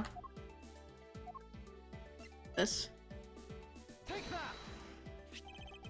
The murder weapon. This little piggy bank is sold at the in-flight shop. It is sold there and only there, and it is not displayed here in this lounge. How then did it find its way here? Don't you find that a tiny bit suspicious? Such a trivial point. It only means you prepared it, taking it from the shop first before coming here. It doesn't prove you are innocent at all. Ugh. Is there no way to win with this man? If I may. What is it? You see... Well, it's just as Mr. Edgeworth says. Oh, and why do you know this so well? Well, it's just that piggy bank was there in this shop. I saw it with my own eyes. And when was this? It was maybe around 5:40 a.m. Isn't that just before we hit that patch of turbulence? That's right. You were in the shop just before the turbulence? Yes, I was. Come to think of it. Miss Tenero, when I found the body, I believe you came out of that door. Yes, I did. And what is beyond that door? That's the flight attendant's room. Then you were on the first floor. Yes. I had to do something at the shop and in the flight attendant's room. So I went to the shop first and then to the flight attendant's room. You saying you passed by me at some point? Yes, you seemed really into the issue of Sky magazine you were reading at the time. I don't suppose you noticed me walking by. I vaguely recall someone walking by, but I didn't take notice of who it was. Anyway, the piggy bank was definitely there at the shop when I went there. Why did you go to the shop in the first place? I went there for a work-related matter. Work, you say? Yes, the upkeep of the shop is also one of my responsibilities. Why did you not say anything about that until now is what I want to know. In any case, I believe it's clear that the shop needs to be investigated as well. Shall we head over there then? What is it now? Aren't you forgetting something, Miss Rhonda? Rhonda? Yeah, Rhonda, that's what she said. Don't you need the captain's permission to check the shop? No, I haven't forgotten. But I have already asked him for permission to search the entire plane. So I think we're alright. Huh? That's weird. What is it? Well, I just talked to the captain, see? And he said that he didn't give you permission to do anything like that at all. Uh-oh. Did she lie to us? Or Cammy's lying? One of these two bitches is fucking sus. What is the meaning of this, Miss Tenero? I mean, she's lying. Go on, admit that you are. You said that you had permission to search all over, but you didn't, and yet here you are. You, flight attendant, what are you trying to do? Pull the sheep over us? Captain's calling for you, Miss Rhonda. Oh, but don't worry. I already got permission to search the shop from the captain. See, unlike you, I do things the right way. Miss Tenero, would you do such a thing? Please excuse me. Like I get to be in charge now. Please go back to your seat, Mr. LeBlanc. Now then, Mr. Edgeworth, if you would follow me, I will be your guide from now on. There's something about Miss Tenero that has piqued my curiosity. Right now, investigating the in-flight shop is my top priority.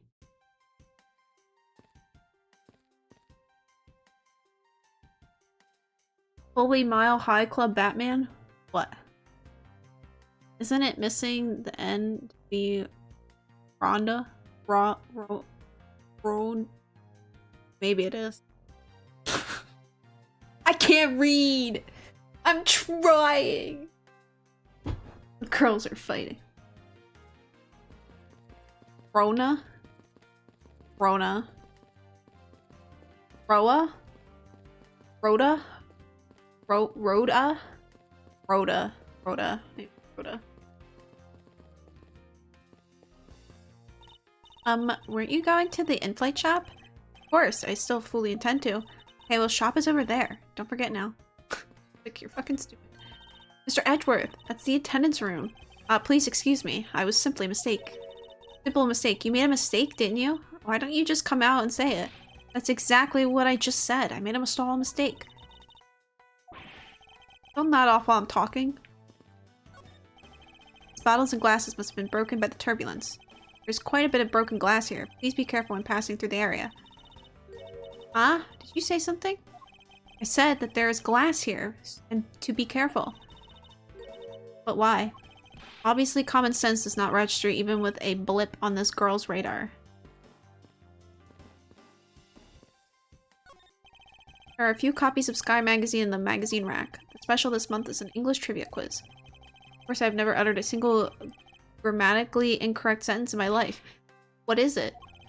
Why are you looking at me for? Hurry up and go do your investigating. I do not believe in this making haste slowly saying you have in English. These counter windows offer a glimpse of the sky, but these clouds, they tell me nothing. Ach, now's not the time for me to stand here making up soliloquies. I should be hurrying to the shop and investigating. Oh, I'm really mad. You had better hurry and bring to me some evidence. You could wait just a little longer while we look into the shop. Don't number the birds before they are born. Don't number the what? I have no idea what he's trying to say. Don't count your chickens before they hatch, perhaps? All I ask of you is your patience and cooperation. Miss, so it's chamomile.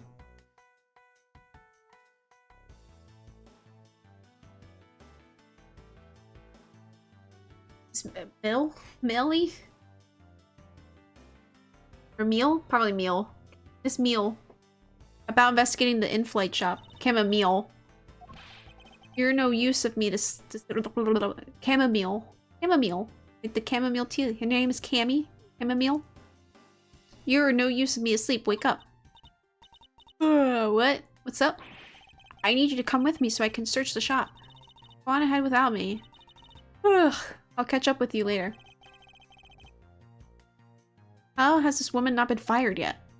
Is she looking like a snack? A piano. It's been a while since I played one of these. It might not be a bad idea to brush up a bit after this time. Of course, that's contingent on the outcome of this case. It's time to get investigating. Just toppled over chair. Yet another victim of the turbulence. Something written on the back. In honor of Rocker Pals Day, I have the distinct impression that this chair has nothing to do with this. Glasses and candles thrown in disarray by the turbulence. Seeing this reminds me of the ferocity of that last patch and of, no, I can't do this anymore. I've overcome that air already. I won't let past traumas control me for the rest of my life. There's something written on the pedestal. Here lies Hugo Hughes. I don't think that's what they meant to write. I already checked this area earlier, but it never hurts to take another look. Doubt anyone was expecting to find a dead body in an elevator on this flight. For the victim's sake, I will do anything in my power to bring this to a speedy end. The machine that should be hanging on off of here must still be on this plane somewhere. Captain Hugo here was probably used to hit the victim on the back of the head. There's money strewn all over the floor of the elevator. I guess this was all in Mr. Hicks' wallet before the incident. No grape juice residue in the sole of the shoes. Yeah, highly unlikely that Mr. Hicks entered this elevator after the turbulence. Hello, Holy Knight. Water check, got it.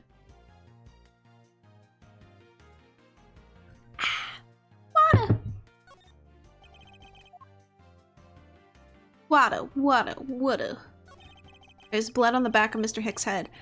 Could this be the cause of death? He appears to have been struck very hard. Oh, missing shit? Oh, the pocket. Looks like there's just one one picture in this pocket. Nice, and a 3-stream streak.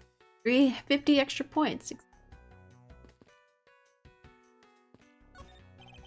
A pity that a bronze statue knows not when a good drink has been spilled at its feet. Odd. Compared to the other one on the left, this statue appears to be slouching a little. It must be the altitude. Yes, that's it. I didn't want to go in there. No! That's okay.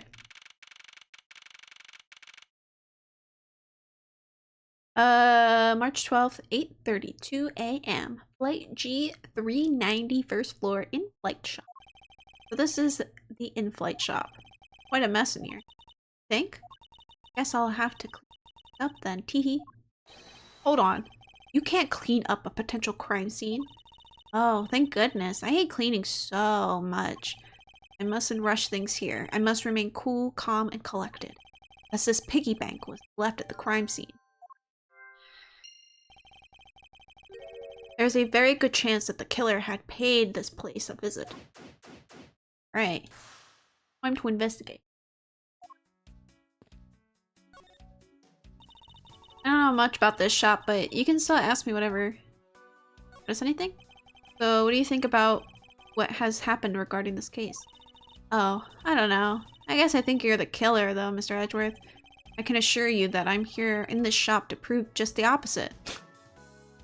I love that you just like falling the fuck asleep. Yeah, but it was me that got you in the permission to look around. You know. So don't forget that, okay? How am I supposed to thank you properly if you insist on falling asleep? Well, you know what it really show you thanks? See that item for sale over there? Sorry, but you're going to have to make do with my words of appreciation. See if she reacts to anything. Oh, I'd love to have this piece of jewelry. Can I have it? No, you may not. This is a prosecutor's badge. Oh wait, then why did you show it to me? I wanted to prove to you that I really am a prosecutor, and that it's not possible for a prosecutor like me to commit such a crime as... I see that I'm just wasting my time with Cousin Hare here. So what is this? Are you going to give it to me? Oh, but I'm not supposed to accept any presents. Unless they're really worth something.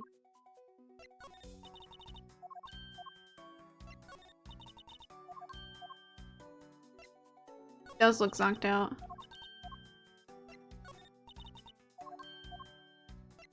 Accent. Miss Rhoda? Rhoda? Yeah, maybe it is Rhoda. Yeah, Rhoda. Said that this piggy bank was in the shop, right? Do you find her a tiny bit suspicious? I don't think I can say either way yet. There's not enough evidence to convince me that she was lying about anything back there. You sure about that?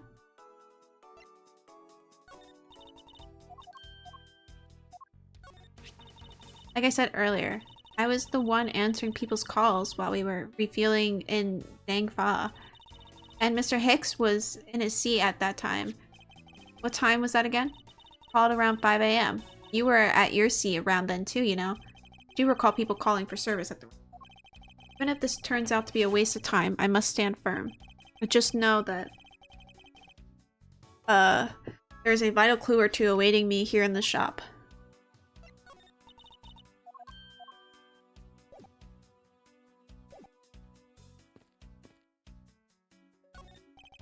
Inside this display case is a row of lifesavers and life vests for sale.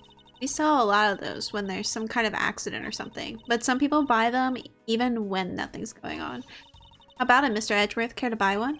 I sense that this shop is one shopper away from being sued.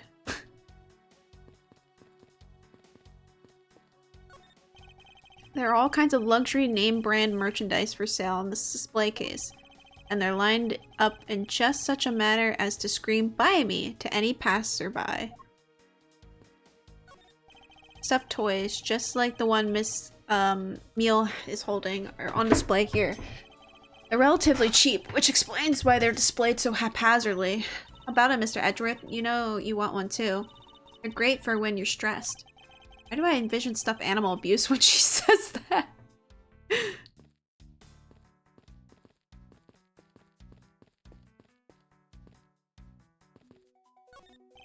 Beautiful flowers and a beautiful arrangement. Feel cleansed just by looking at them. Well, you're kind of stepping on a few of them, you know, Mr. Edgeworth. Oh, excuse me. What are these? Oh, those are our company's completely original line of suitcases. They're kind of fucking ugly. They're practically flying out the door. That's how popular they are. You should buy one and see how you like it. You won't regret it. Perhaps that's how things work on display, but in the real world, you try then buy. No way. But either way, it doesn't really matter. True. Either way, why would anyone buy a suitcase after they've boarded the plane? Anyway, see that? Just look at all the Captain Hugo heads painted on there. Cute company mascot, isn't he? They're painted on with a lot of care.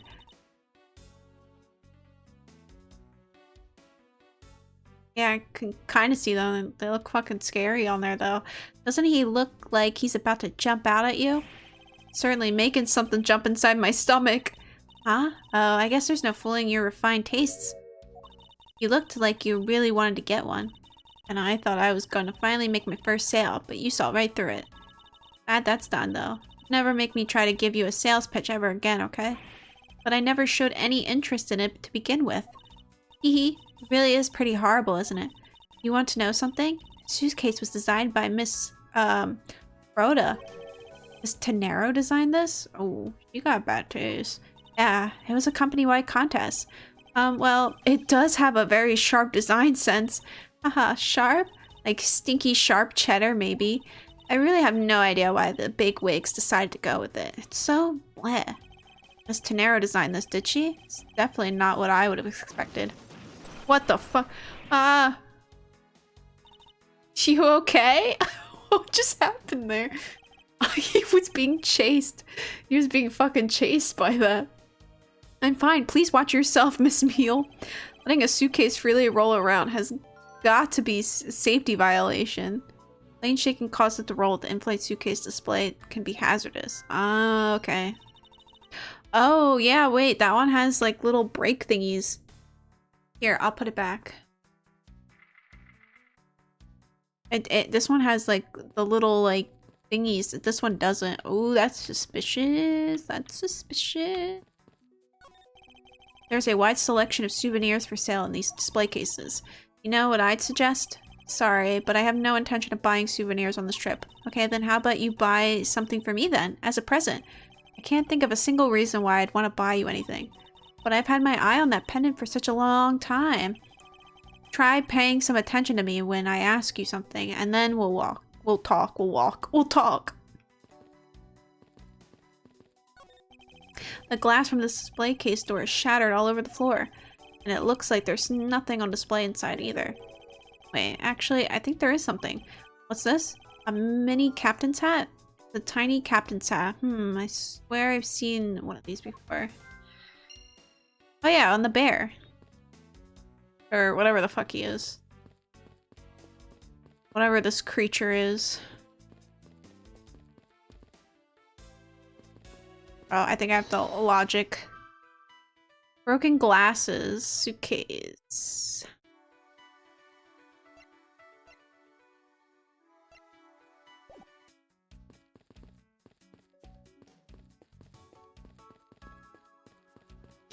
Lemur? Yeah, they do kind of look like a lemur.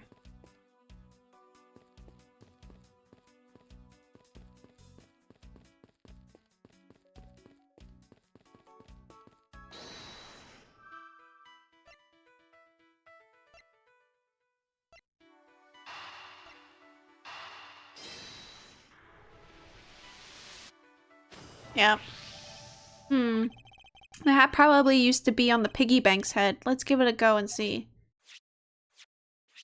I believe this piggy bank was forcefully removed from this display case. Does this mean that the killer broke the glass to get at it? Captain Hugo piggy bank data updated. Really? Don't tell me you don't know what things go. Don't tell me you don't know what things go where in the shop. Well, I don't. Miss Rhoda is in charge of this place. Oh, come on. How should I know anything? Hence that further inspection of this display case is needed.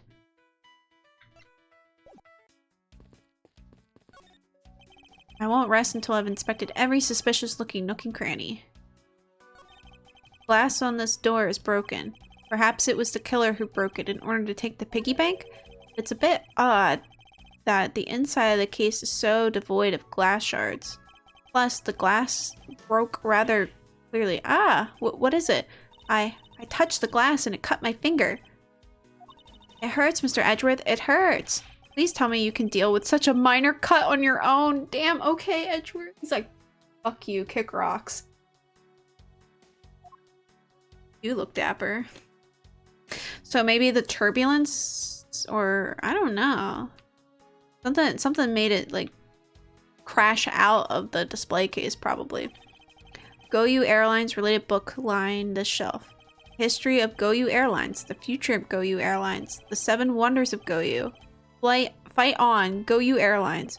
Working name, GoU Airlines. You go. The titles make it very clear that they won't be making the top seller list anytime soon.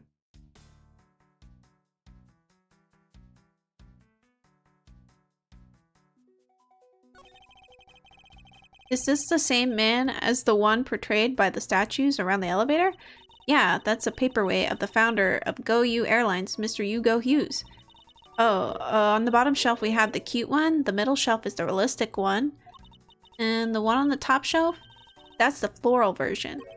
Floral? Are you sure about that? Let me guess. You just said the first thing that came to your mind, right? Looks like hit the bullseye.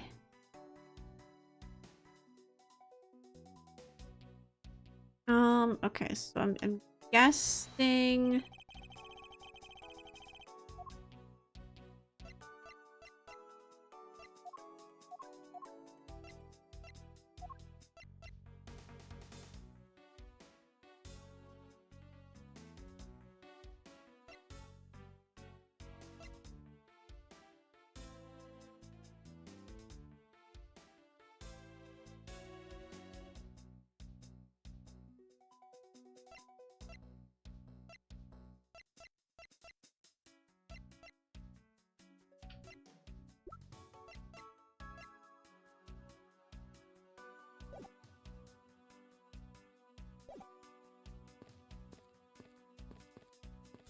I assume maybe...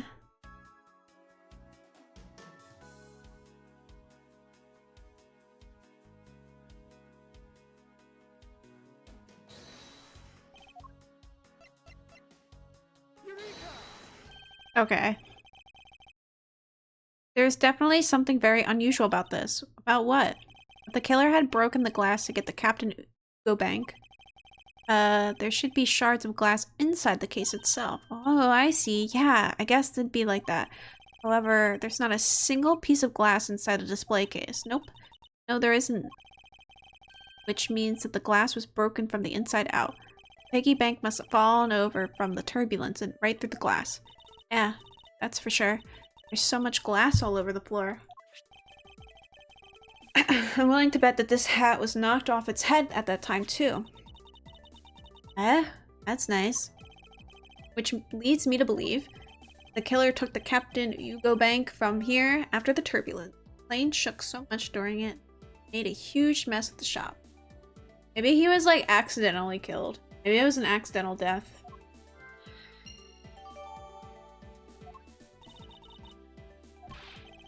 Take your power naps on your own time, Miss Meal. Listen when I'm talking. What?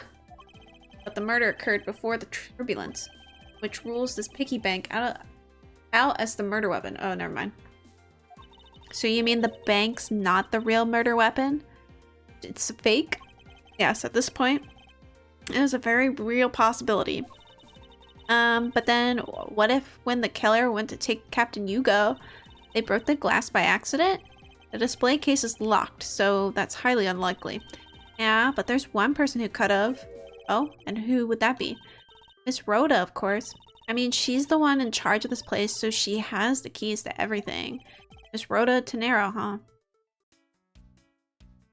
Well, I mean, if she has the fucking keys, why would she need to... Why would she need to,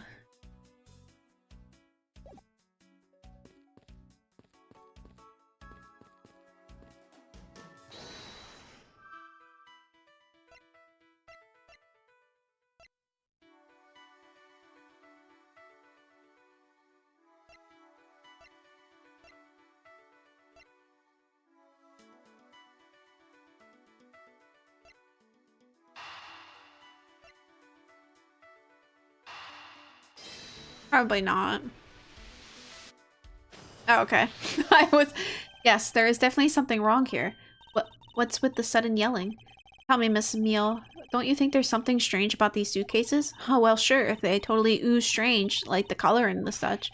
That's not what I'm talking about. Now pay attention. Ah, you're scaring me, Mr. Edgeworth. Sorry. Ahem. These suitcases are lined up to be too prim and proper. Yeah, they look a bit uptight, don't they? But I guess they take after their creator, hee hee. Again, that's not what I meant, Miss Emile. Don't you find it unusual that these cases are the only things undisturbed by the turbulence? Never mind. I'd sooner find an answer by inspecting these suitcases myself. Upon closer inspection, they really are quite hideous. Hee hee. I wonder how Miss Rhoda would have reacted if she heard that what you just said. What's wrong? She makes a good point. It would be wise of me to watch what I say out loud. What's this? I've spotted something that's not quite right. What is so unusual about this suitcase? It's missing its wheelies. There's something very peculiar about these wheels. Huh? As in, there are no stoppers in place on these. Without stoppers, one would think that the turbulence would have sent it flying. And so it is very likely that the suitcase was placed here after we hit that turbulence. Let's take a closer look at it, shall we?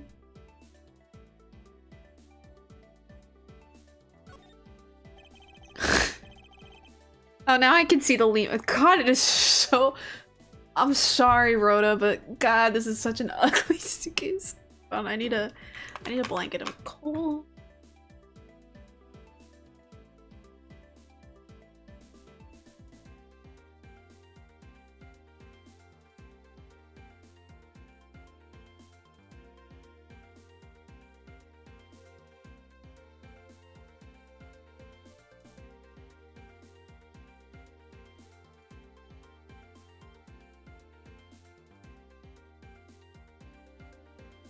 Really is a hyper-realistic lemur. So fucking scary. It's very beautiful. I mean, so cold. Oh my god.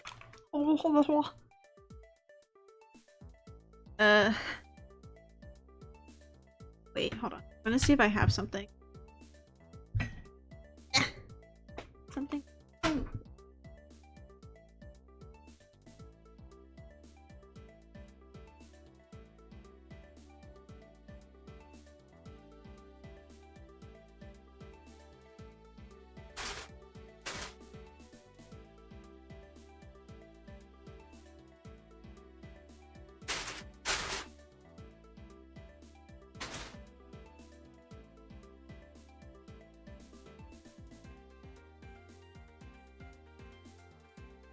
Very cold. What do you call it?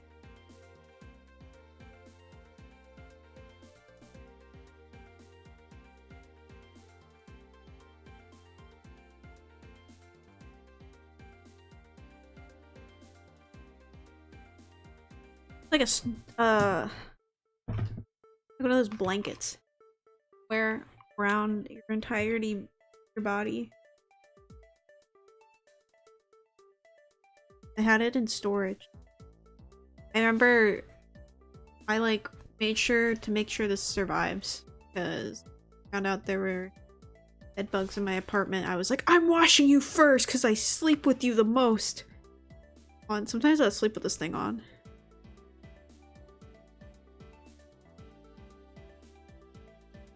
Water check, thank you. Thank you for the constant water checks, actually, honestly. There's some more water. I can refill this thing in.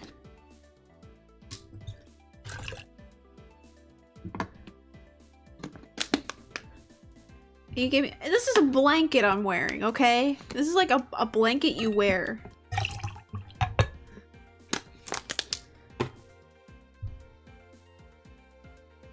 Why would you see? Why would you sleep in jeans? Holy Knight gets it. Okay, this was apparently designed by Miss Tenero herself. The design has a certain je ne sais, oh god, French? Quo about it? Yes, perhaps that is the best way to put it.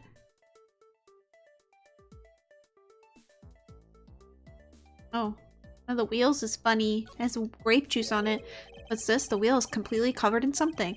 Its color and its scent. It appears the substance in question is grape juice. But why would there be juice on the wheel of a suitcase? A $1,200 price tag. $1,200 price tag. Not exactly priced by someone with a conscience, I'd say. Else?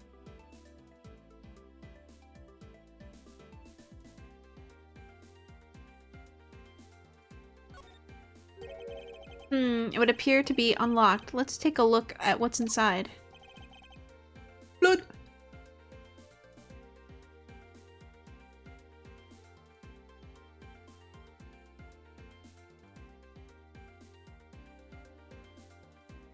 Look, sometimes you have a rough night. No night will ever be rough enough to call for sleeping in jeans. Listen, I was homeless, sleeping in jeans. Kept me both warm and comfy. You know,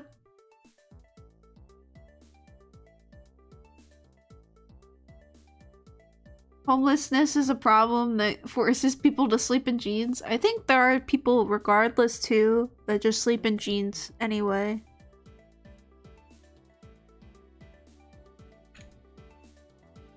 Sometimes when I get off work, I just pass out when I get home.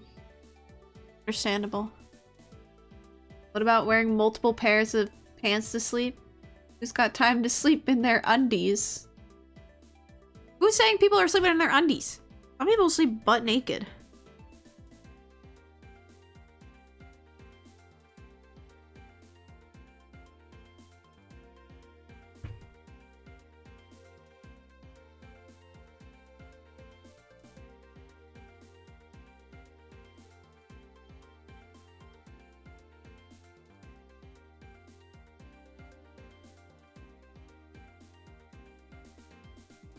I'm sorry.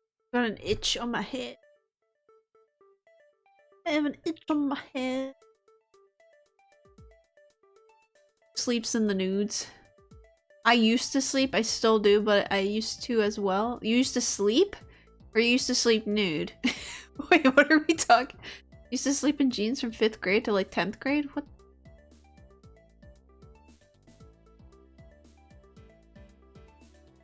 Sleep? Oh, you used to sleep. Okay, I was like, what do you... Constantly wear pajama pants even when I go to work? I just wear PJs to bed, man.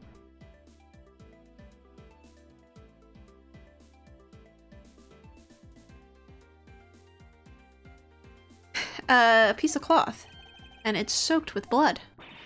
Ah, it's blood! Appears that the suitcase very strongly tied to our murder after all. Now the second I know I don't have to leave the house, I'm in PJs. True. So explain this to me. What does this suitcase have to do with the murder? I believe it's pretty safe to say that the killer used this suitcase in some manner, such as to move something perhaps? But aren't you just talking about the cloth then? That alone is too small. A larger item would be needed to move what I'm thinking of. The thing I believe the killer used this suitcase to transport is... body.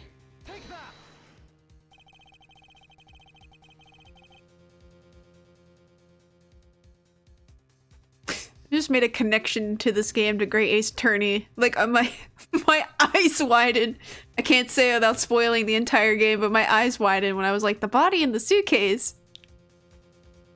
Something that would fit inside a suitcase that is also covered in blood. Sounds like a dead body, doesn't it? But, in light of this, I'd say that Mr. Hicks was moved into the elevator from someplace else, which means that the murder was committed in an entirely different location. So you're saying that after moving the body into the elevator, the killer brought the suitcase in here and just left it? Exactly. What is it? Nothing. Just that. I was thinking about what Miss Oroda said about coming here for something. Excuse me, Mr. Edgeworth.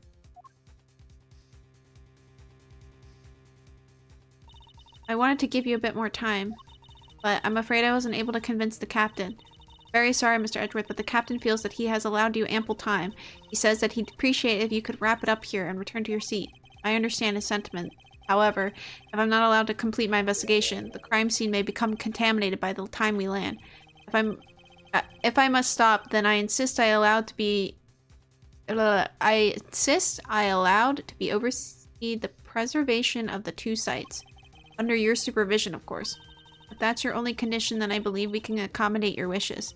I'm here to assist you in any way that I can, Mr. Edgeworth. Sounds like fun. We can camp out and watch over everything together. I found proof that the real crime scene was not in the lounge, and I have enough evidence to prove myself to be innocent of any wrongdoing. And yet, regarding what Miss Meal reminded me about Miss Tenero, I can't allow my investigation to end here. The truth must come to light. I don't think she did it. For some reason, I don't think this lady did it. Unless she's like involved or accomplished or an accomplice with something. But golf? What? But golf? To be continued. Ooh.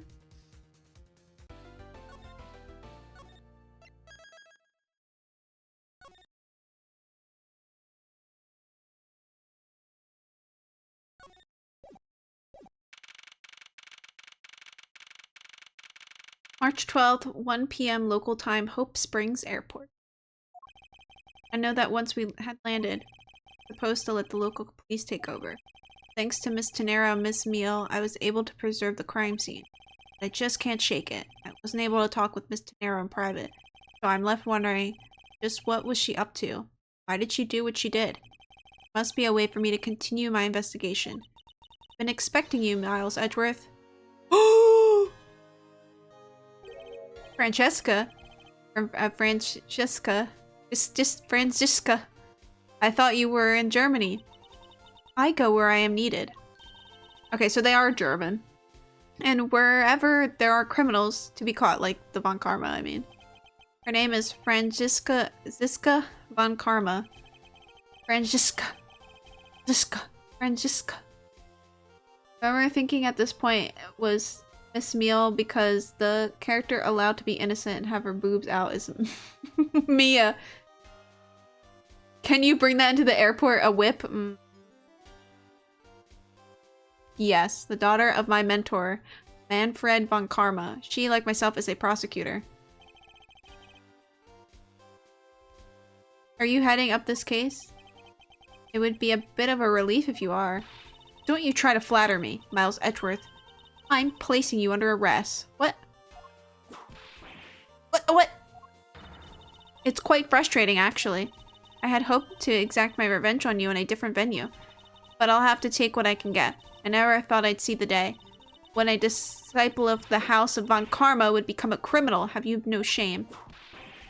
Wait, it has to be some... has been all a big misunderstanding. I didn't kill the victim. A misunderstanding? I heard all about the murder over the police radio from the captain himself. You waited for the victim on the first floor and then beat him to death. Francesca, do you honestly believe that I killed a man? I suppose I should reserve judgment until after I have investigated this for myself. I can put your arrest on hold until then. That's as it should be. Huh. I don't need a lecture on how to perform my duties from you, of all people. To be perfect in every way, the fulfillment of that creed alone is all I strive for. Well, I have my own creed which I must fulfill, so why don't we solve this together? I have to get going. Crime scene awaits. Don't you dare leave town. Trust me, I had no intention to. Detective Gumshoe. Yes, sir. Too slow. Ow. Listen up. I'm leaving you in charge of watching this man. Don't mess up, understand? Mr. Edgeworth, I'm supposed to guard him? A simple yes or no, detective. Hack! Yes, sir. Understood, sir. You just leave it to me. Miles Edgeworth. If you interfere with my investigation, I'll arrest you on the spot. Are we clear? Now then, if you'll excuse me.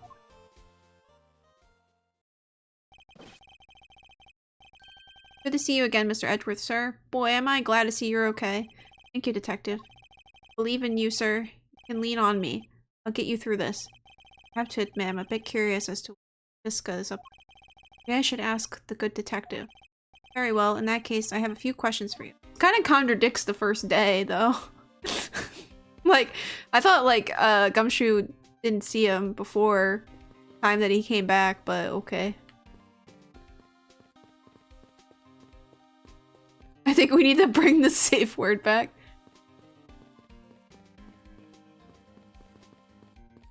You beating his ass in a public airport? Yes.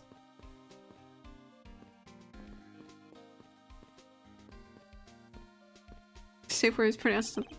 Gotta get some information on Detective Gumshoe first. No. No!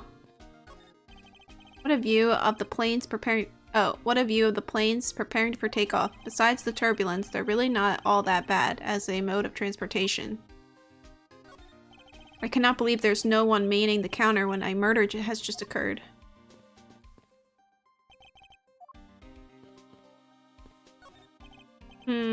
Lunchland. Not bad. I guess it's gotten big enough to warrant its own branch shops. Which should I go with? I recommend our airport special, World Flag lunchboxes, only available for a limited time. We have a variety of lunchboxes made up to look like different country flags. I wonder if they're aiming to take Lunchland to the international market. This man was in the first class with me. He is quite shaken up by the whole affair. I did it. I made it the whole flight. I'm not scared of turbulence anymore. He must have been pretty scared. He's repeating the same thing over and over to himself. This child seems to be happily enjoying the sight of many places. Wow, I'd love to take a run down that runway. Oh, the youth of today. So much potential, yet so misguided. Looking from behind. I think I've seen this man somewhere before. Nom nom nom nom. In Soviet Russia, World Flags lunchboxes eat. What? Yeah, cameo. Got a couple. Found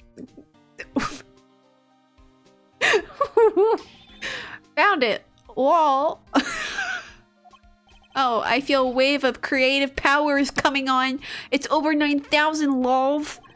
For my next lead movie, it's gonna be the Steel Samurai Warriors of the Neon Old Tokyo versus the World Samurai Champion of Earth. It's gonna rock so many boxers.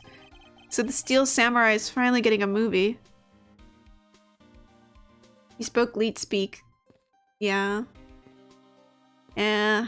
Hi, Gumshoe. Hey, Gumshoe, I'm gonna present some fun stuff to you.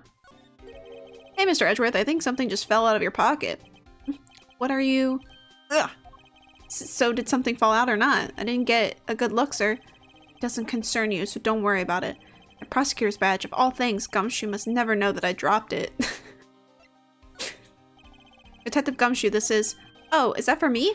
Aw, you shouldn't have, sir. But I'll gladly take anything you want to give to me. Hands off, detective. This item is related to the case. Oh, so, what about it did you want to ask me about? Forget I asked, detective.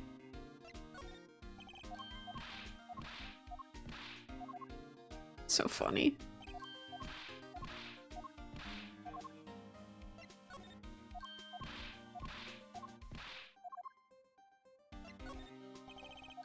I just want to see if you had anything to say about anything. Probably not. What is this? This raccoon-looking thing. It's not a raccoon. It's a mascot of GoU Airlines. His name is Captain Yugo, and apparently he's supposed to be a monkey. Oh, that's what he is. Oh, I'm feeling some inspiration coming on. I'm going to make a piggy bank out of the police mascot, the blue badger. Then whatever there's any loose change lying around the precinct, it can go in there. Sure, sounds great. As long as it isn't any of my money.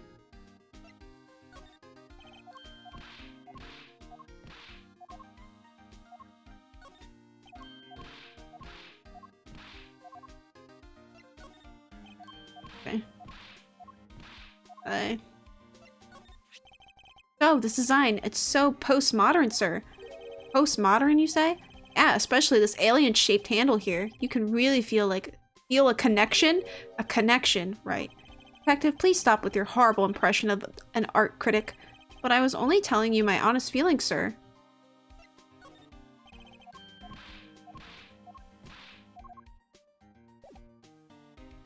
Initial investigation. So how is the initial investigation going? We just shipped the body off to the coroner's office. And we're taking statements now, sir. That sounds like Francisca. She was always good at quick responses to the case. I'd say she was, a little too quick, sir. Oh? How so? I rushed on over as soon as I got word of the affair, sir. But somehow when I got here, Ms. Von Karma was already here barking out orders at everyone. It's kind of creepy, as though she knew there had been a murder or something, and had come in advance to await your flight's arrival. That is sort of odd. He did show up rather quickly, and out of the blue. Plus, I still don't know why she's here in America. There must be some backstory to all of this. Miss Von Karma just kind of popped up at the prosecutor's office about a week ago, sir. Nothing about chasing down leads related to a certain incident. No details? It's kind of top secret, so she can't talk about it, even with me, sir. Knowing her, the only type of talking she likes to do is with her lip. Plus, I doubt the top secret part was what stopped her from talking to you, Detective. Although, I wonder if her case has anything to do with mine. Anyway, that's about all the info I have, sir. We should find out more as we investigate. Yes, it is high time to resume my investigation, starting with talking to the people involved in this case afresh.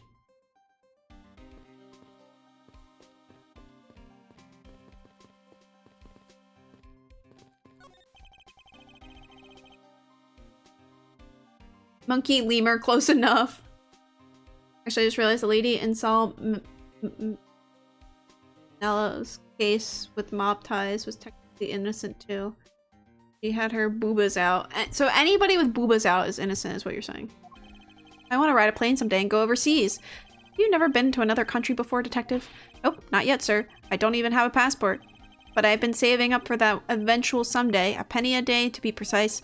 At this rate, he won't even make any trips until well after retirement.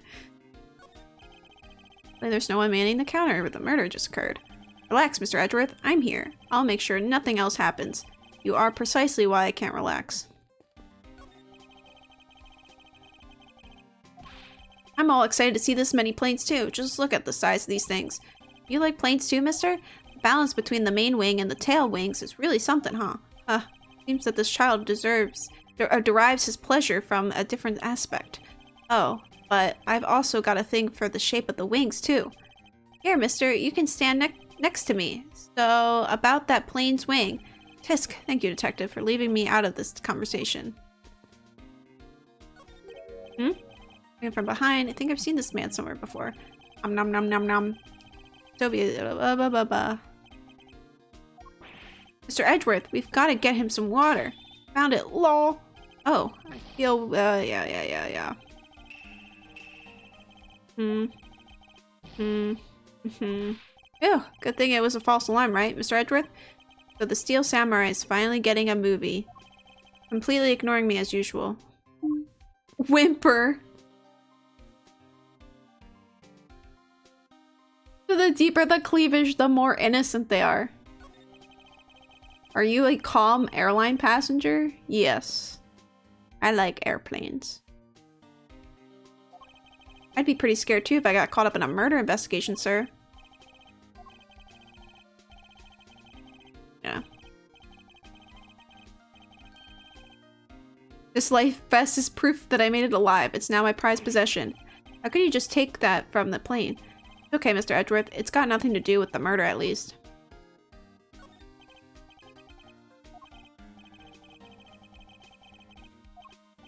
Oh, I've always wanted to give their steak lunch a try. Which should I go with? I recommend our airport special, World's Flag Lunchbox, only available at limited time. We have a variety of lunchboxes, blah blah blah. Yep, we already read that. If you really want one that badly, Detective, why don't you go ahead and buy one? Is that okay, sir? Thanks. Alright then, I'm really gonna get one. Here I go. Excuse me, miss. I'll take a Star-Spangled Banner lunchbox, please. I hope he's aware that that's the most expensive one on the menu.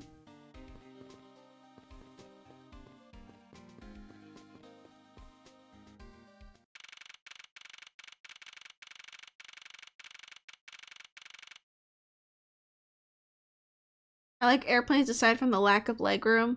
Like, I'm sure, and even I notice it. I tend to be pretty calm on flights unless I'm with family, then I'm stressed for different reasons.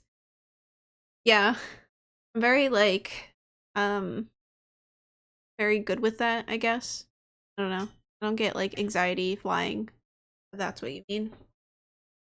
March 12th, 1:37 p.m. The flight G90, second floor, first class. Must be the captain. Why, yes, I am. And who might you be? I am Prodigy Prosecutor, Francisca von Karma, and I have a few questions for you. Ah, don't you dare, Captain, getting friendly with another woman. Whoa, whoa, whoa, chill, Emil.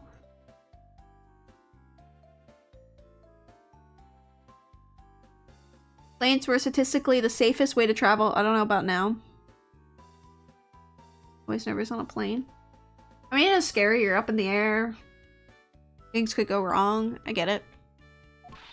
I'll never forgive you if you do.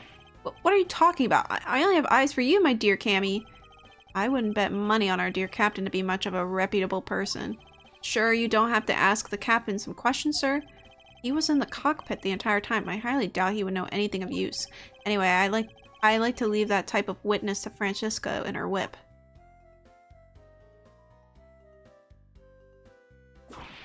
Ah!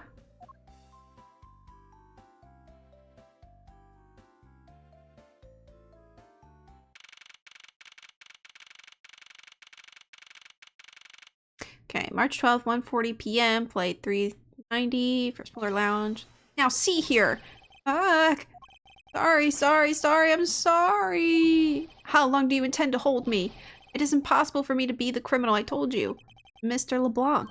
Oh, it's you. Tell this man to stop stopping me from going. Time is money. I don't have even 1 second of wasteful time to spend.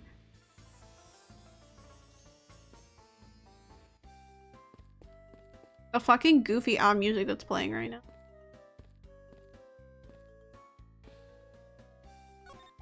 There's nothing supernatural about earthquakes and elevators.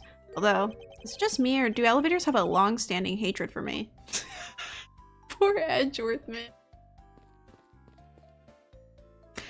Grandma has been escorted of a plane after fighting with the flight attendants who were just trying to help her into the wheelchair. Huh. Yeah, I could see why you'd be stressed out when traveling with family. Mr. Edgeworth, what is this super expensive looking feast of Jurassic proportions? It's just the food they serve on first class. Wow, I am so jealous, sir. I want to ride first class sometime. Right, when pigs fly and I own my own private jet.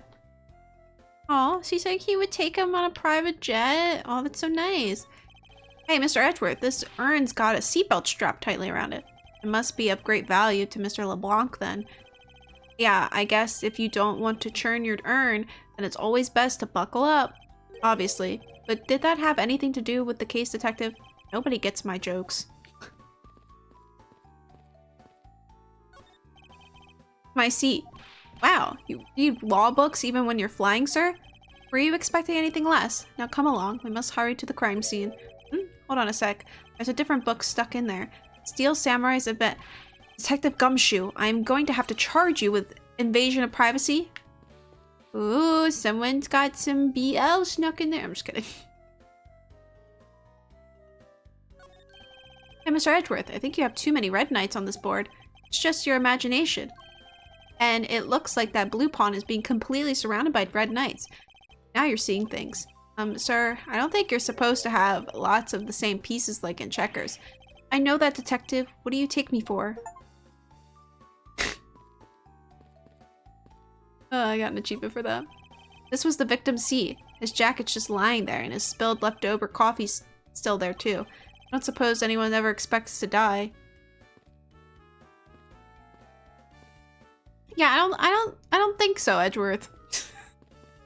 That was very crazy of you to say. Luckily, it was on the flight back, but we're back home, so it wasn't too bad her getting escorted off. That's still crazy, though. The man in the seat was the one we just saw out in the airport lobby, hyperventilating. If he's so scared to fly, then why take an airplane to begin with? Yeah, if he's that scared, he should have caught a ferry or a cruise ship or something. By the way, were you okay with all the turbulence, Mr. Edgeworth? She was worried about it. Ah, yes. It was nothing I couldn't handle. Should have figured, right? As if you'd get on a plane if you were scared of them.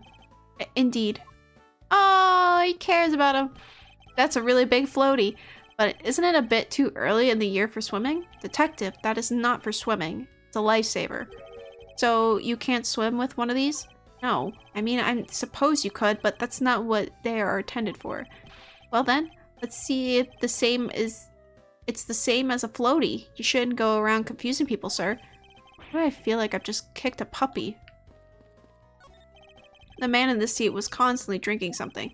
You know, right before payday, I do nothing but drink the soup from my instant noodles. That's much sodium can't be healthy. You might want to go in for a checkup. Oh, did you really think I was serious, Mr. Edgeworth?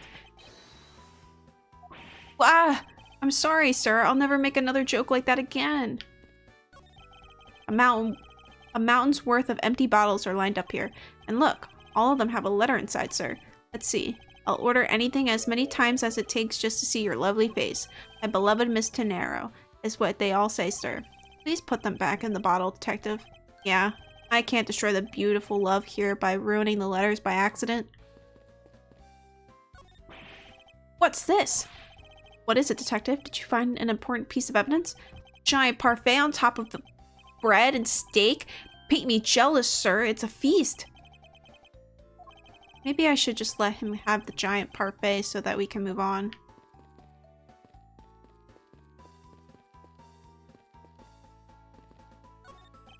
Oh, a movie poster. So what's it for, sir?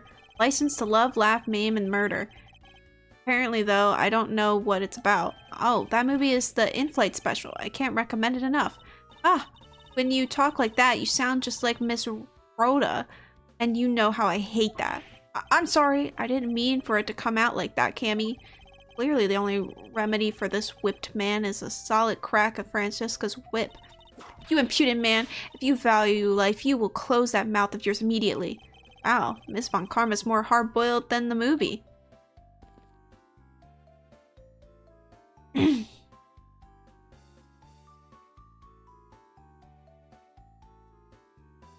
For a woman in her 80s, she is concerningly down to fight people. Hey, Juice Battles, do you see the Sega Saturn? Yeah, I do see it. Yeah, I saw it earlier. There it is. Let's talk to you. If I may have a word with you, Miss Meal? No, you may not have a word with me. I don't want to talk to any other man except for the captain right now.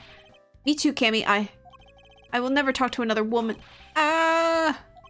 This definition looks like a job for Francesca. What did I ever do to deserve this? More than this job, all I truly love is my sweet Cammy. I suggest you not say that at this moment in front of Francesca. Francesca, I'd like to ask you about the investigation. How's Edgeworth?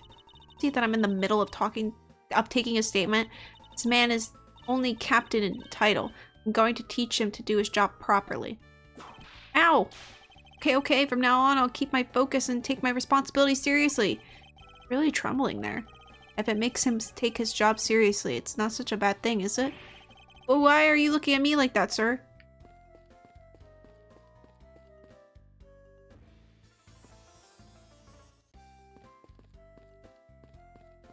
Yeah, I saw it earlier. Yeah. Oh, I did.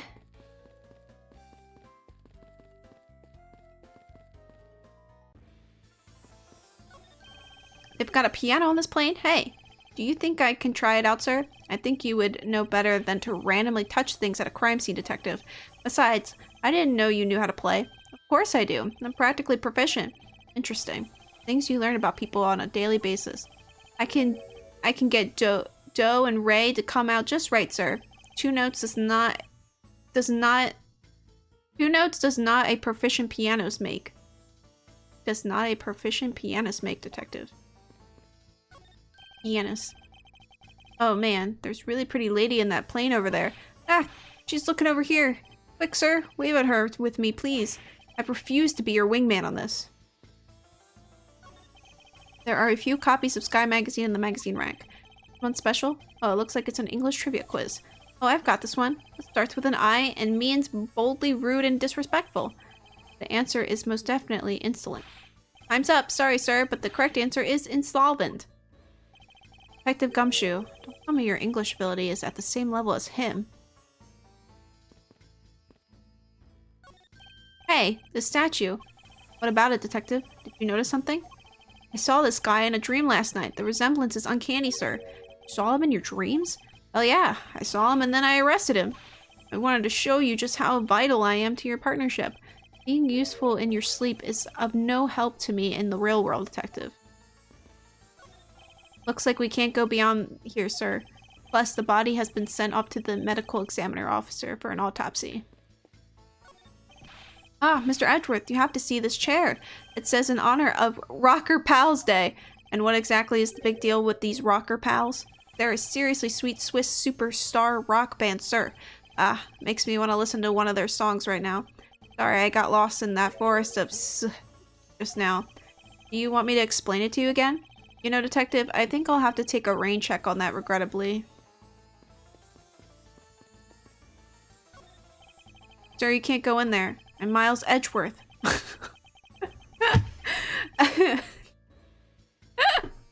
I'm Miles Edgeworth. I can go in there.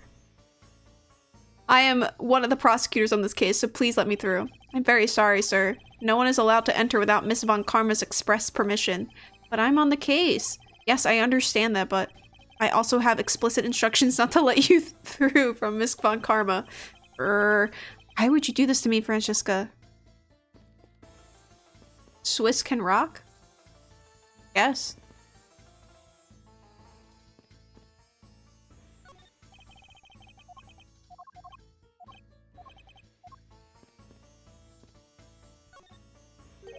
Did you finish taking his statement yet? Yep, all done, sir. I do not concern if you're not done examining the cargo hold. I want my cargo back. I want to present stuff to him. You!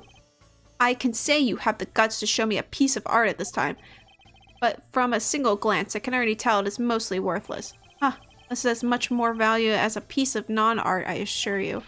You look like you have something to say. Perhaps you are thinking, like casting pearls before swine. You actually hit the nail on the head for once. Ah, so you are finally paying my wasted money. Sorry, but there is absolutely nothing inside this wallet. How dare you? You are wanting to trick me. I will sue for fraud. Mr. LeBlanc, are you seriously considering a courtroom tango with me? I hope not, but in case you are, there is a certain lawyer I can introduce you to! Oh, okay. It's a good thing I'm Miles Edgeworth, because anyone else would have been arrested. Exactly. What is it? Do you have some use for me? You seem not to understand. I have no time to waste. Let me put it another way. The temps de l'argent. There. Maybe another language will get through to your head. I understood you perfectly fine in English.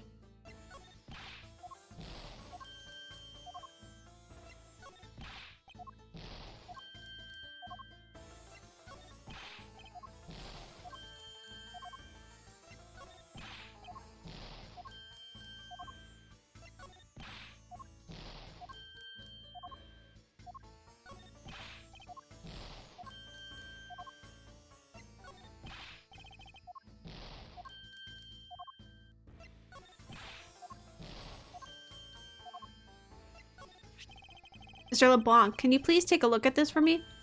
Oh, it's a Borginian cloth. As I suspected, your hat is made of the same material, I suppose. Yes, of course. This fabric is so famous, orders come from overseas for more. Bloody cloth data updated my organizer. Then this is the cargo you were talking about earlier? No, my cargo this time is much many gigantic. You detective. When can I have my cargo moved? You can get your cargo back when we're done investigating, pal. The stubbornness of your police, it's no good. It is no good that an attendant refuses to exit the attendance room too. That attendant? I wonder if he's talking about Miss Tenero. If you make a single scratch on my art, you will pay. Art? What sort of art? Mr. LeBlanc is an art dealer, so he's got a bunch of artwork down in the cargo hold, sir. That's practically a mountain of them, large and small. From folk costumes to stone statues, I sell all kinds of arts. Folk costumes? Speaking of which, Mr. LeBlanc's hat kind of looks like that other piece of cloth. What did you mean by that attendant, Mr. LeBlanc? She was taken into the attendance room for her interview, and then they still have not come out. They make no sign of coming out either. I was finished with my own interview much earlier, quicker than her. Why is Miss Tenero's interview the only one that's taking up so much time?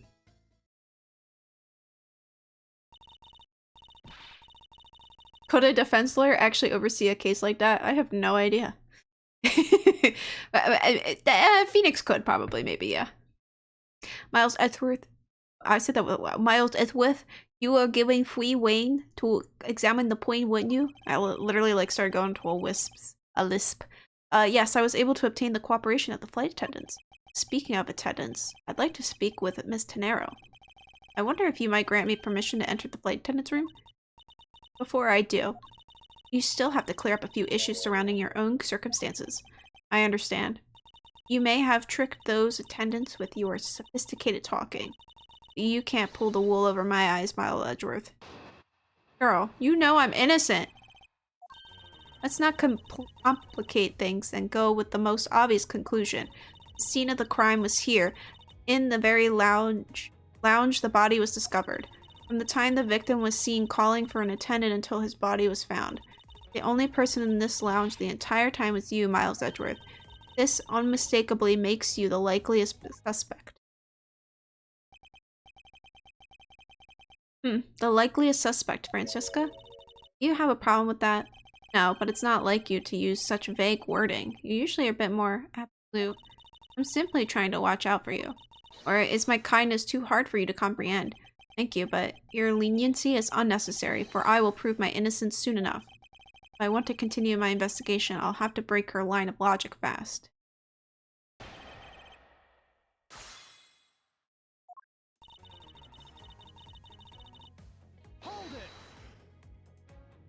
Don't you think you're being a bit rash by simply declaring me the culprit? I like my affairs to be simple and perfect. I'll show you the meaning of both when I finish this whole thing within 3 minutes. Hey, you say that like you're cooking a pack of instant noodles. Yow! I won't allow even 3 seconds of useless testimony be uttered in my presence. I see she hasn't changed a bit, but I won't allow her to send me to prison so easily. The scene of the crime was here, and the very lounge the body was discovered. So tell me, Francesca, do you know all there is to know about the crime scene? I know all that I need to know in order to arrest you. And nothing more? Are you saying there's more I need to know? Ah! But why did you whip me, sir? Sorry, Scruffy, my hands must have slipped. Would have heard that Francesca doesn't have all the facts of this case yet. The time the victim was seen calling for an attendant until his body was found. What do you mean by seen? Please stop pretending like you don't know. It's insulting. Obviously, I'm talking about how Mr. Hicks was seen calling for an attendant at 5 a.m.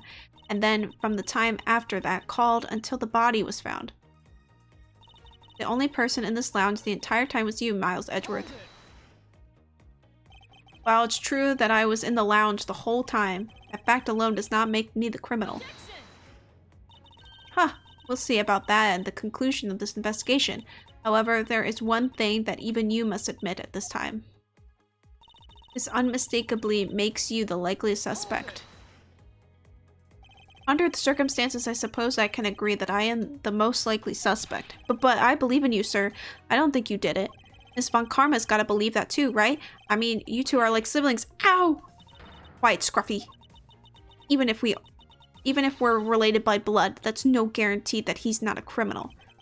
Francisca, I demand to see some proof that you are not the guilty party. The likeliest suspect, huh? What a roundabout euphemism. But it would appear that she doesn't know yet about the new evidence that we acquired and where we acquired it. I'll take care of the gaps in her logic one hole at a time.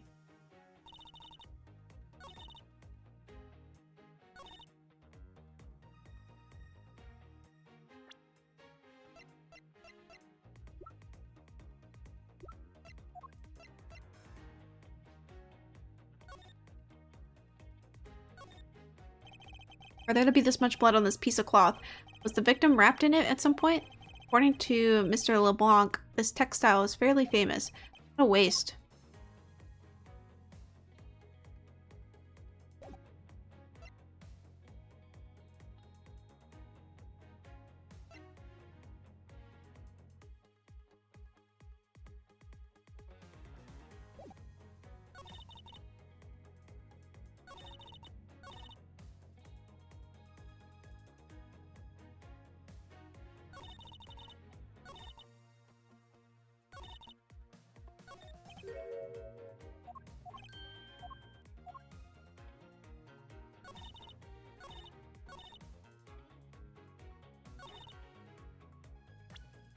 Oh, she's getting wrecked by these prosecutors. I know.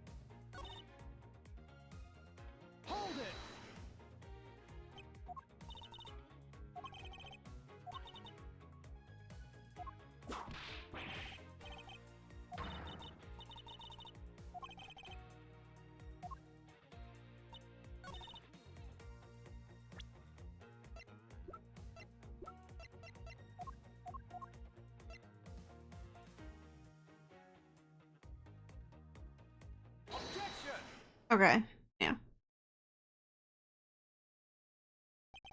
would appear that you did not have all the information you needed after all. And what does that mean? I found a nice piece of evidence just before I was forced to stop investigating. A piece that proves the body was moved from a different location. The killer used the suitcase to move the victim's body, meaning that the real scene of the crime is not this lounge at all. Now, who's the one rashly jumping to conclusions? Excuse me? All you did was find this piece of cloth inside the suitcase. That doesn't prove that the blood was moved. The body was moved. It could be that the killer simply chose that suitcase as a good place to hide the cloth. I expected you would come to that conclusion. It would seem I can't escape that easily. You should know better than that. Avant Karma is perfect in every way. But did you know that the killer definitely wheeled the suitcase around at some point? As if there's proof of that. Where is the proof that this suitcase was moved around?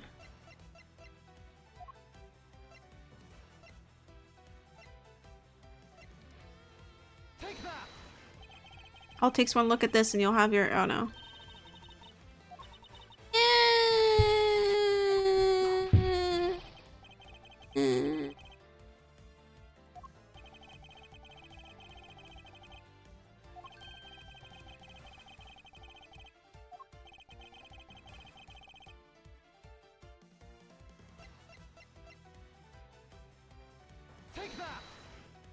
There we go. The spilled grape juice in front of the elevator.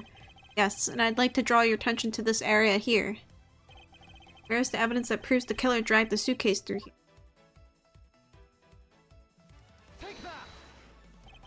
It's marked here. Wouldn't you say it looks suspiciously like tracks from 2 wheels? I suppose.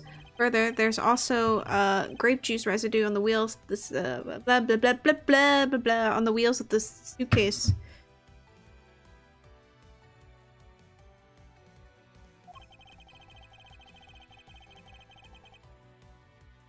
This means that the suitcase containing the victim's body definitely passed through here.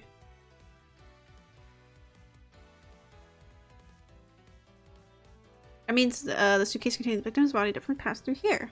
Shit. Clicked off. I suppose this means that the killer did move the victim's body from somewhere else. Glad you've come to your senses. Not so fast. This doesn't put you in the clear, not by a long shot. You prepared yourself and acquired the piggy bank before the plane hit that turbulence. And then you waited for the victim in the lounge where you beat him to death. Then, while you were in the elevator with the victim's body stuffed into the suitcase, the plane hit that patch of turbulence and out flew the body from within the suitcase. With no way out, you hastily put the suitcase back where you had taken it from, and pretended to be the discoverer of the body. Not a bad bit of logic for something you thought of on the fly. Just what are you insinuating? That I will show you exactly how flawed your logic is. No matter how strong the face you put on, not even you can hide your fears from me. I'll expose the flaws in our logic in one fell swoop.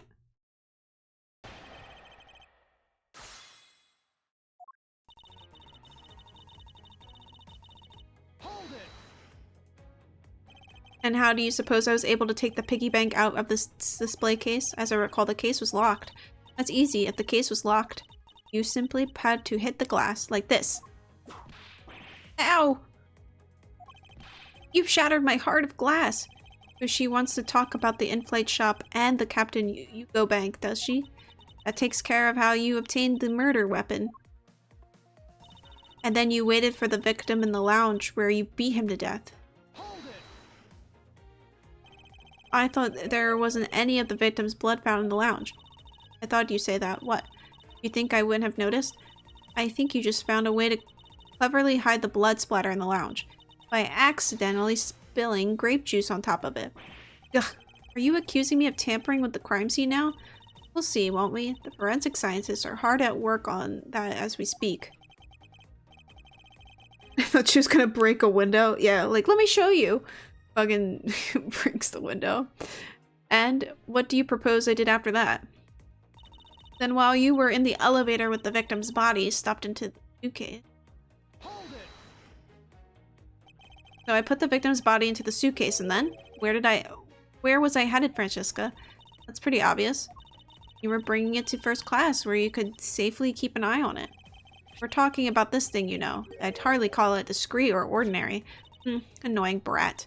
Well then, you were intending to leave it inside the elevator. Fortunately for you, a wrench was thrown into your plans because the plane hit that patch of turbulence and out flew the body from within the suitcase. You've experienced turbulence on a flight before.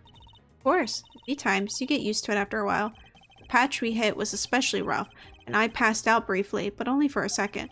Good thing it was only for a second, sir. It'd be bad if you hadn't really blanked out. Yes, indeed. Fortunately, blanking out is exactly what got me into this mess in the first place. That's enough of your idle chatter. I'm not through with you yet, Miles Edgeworth. With no way out, you hastily put the suitcase back where you had taken it from.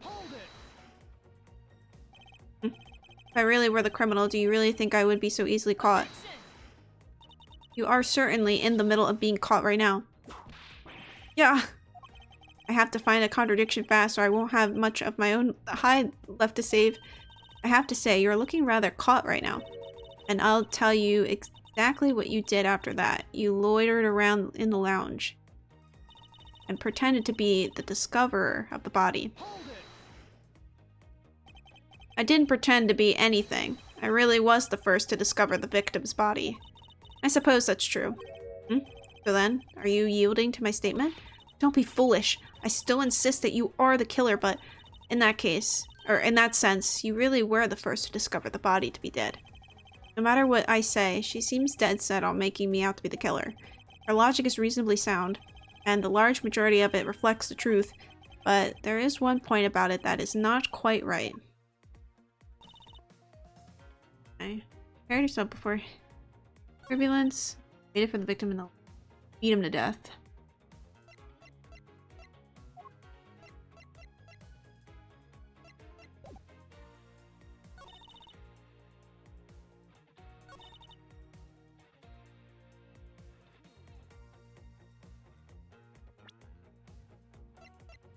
Wouldn't this have flown out with him?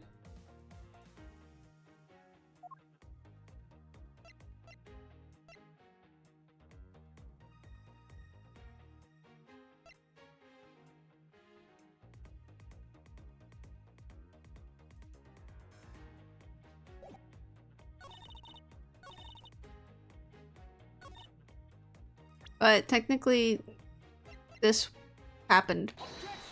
Yeah. This makes more sense first. The fact that you took this piece of evidence into account in your testimony is to be commended. Your legal prowess is certainly something to be feared. Evidence and logic. Essential tools that those who would stand in a courtroom must learn to master. But what if there was a fake piece of evidence thrown into the mix? Fake? As Captain Ugo Piggybank is just such a fake. It is not the real murder weapon. What? The timing of when the bank was taken from the shop is important, and it was taken after the turbulence had occurred. But then what about the blood on the bank? What do you make of that? I assume it was added after the murder when the killer fabricated this weapon. Looking at it this way, the killer basically did 3 things after the turbulence. After exiting the elevator. They did all that while Edgeworth was knocked the fuck out. He lolled around and found out. After exiting the elevator, the killer brought the suitcase to the shop and left it there. Then the killer proceeded to pick up the bank off the floor, and took it to fabricate a fake murder weapon by hitting the victim on the head. Finally, the victim's wallet was planted on my personage, and my pocket to be precise. Everything was done so that I would be framed for the murder of Mr. Akabe Hicks. You there? Yes, ma'am. Other than this piggy bank, was anything else resembling a murder weapon found?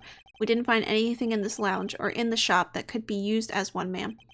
Most of the items that could have been used were broken during the turbulence, and the remaining items all tested negative for traces of blood. I see. Well, Miles Edgeworth, it appears your stall tactics are at an end, but it's possible that it's just hidden somewhere, sir. Eek!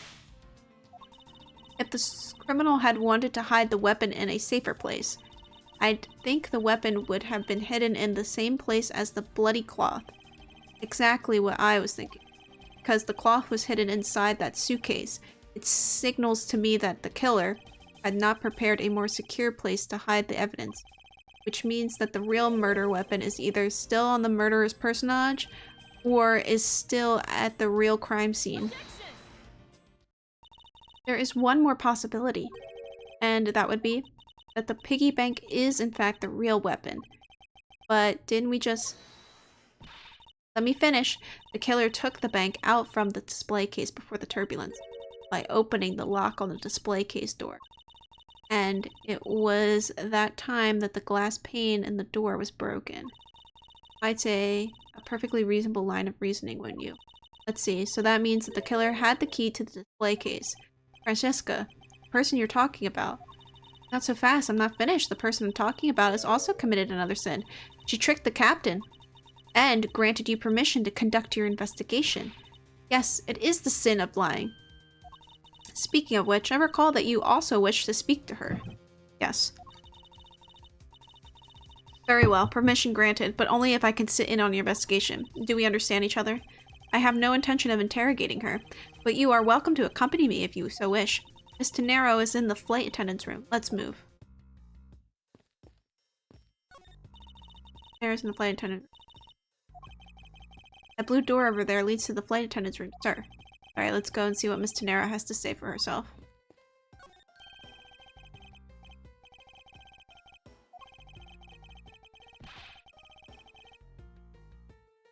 Edgeworth is a sleepy boy.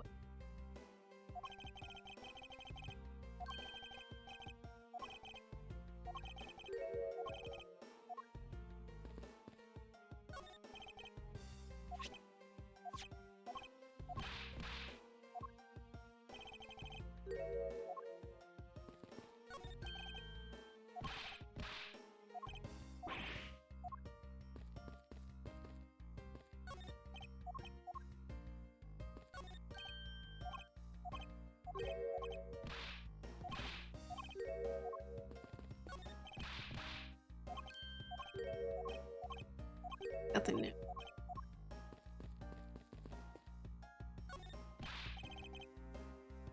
I would solve your murder. If you do not, how am I supposed to have my cargo returned to me? You could please be patient just a little longer, Mr. LeBlanc. Hurry and solve it, like a strike of thunder. It's as fast as lightning, and believe me, if I could, I would. I've been told by Miss Von Karma that you can now enter the flight attendant's room. Please feel free to look around. Thank you. Now to unravel Miss Tenero's true intentions. Alright, BRB, I have to piss, girl. Before we enter the room. I gotta pee! BRB.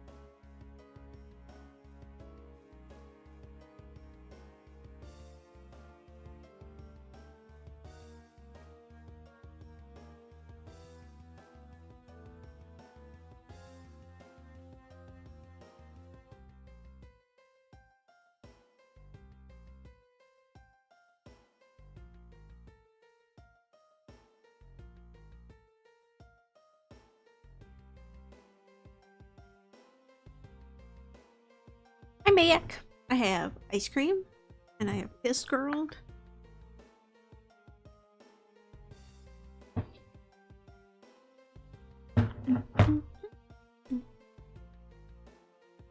Okay.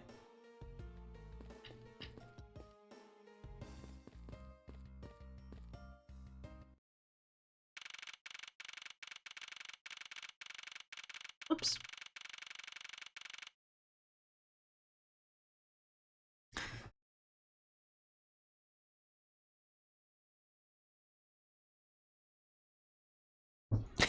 The bottom bed looks messy as fuck, and I'm wondering if that's Meal's bed.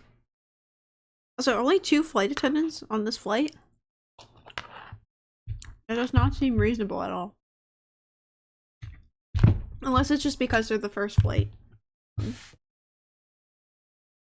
Fucking bowl of ice cream.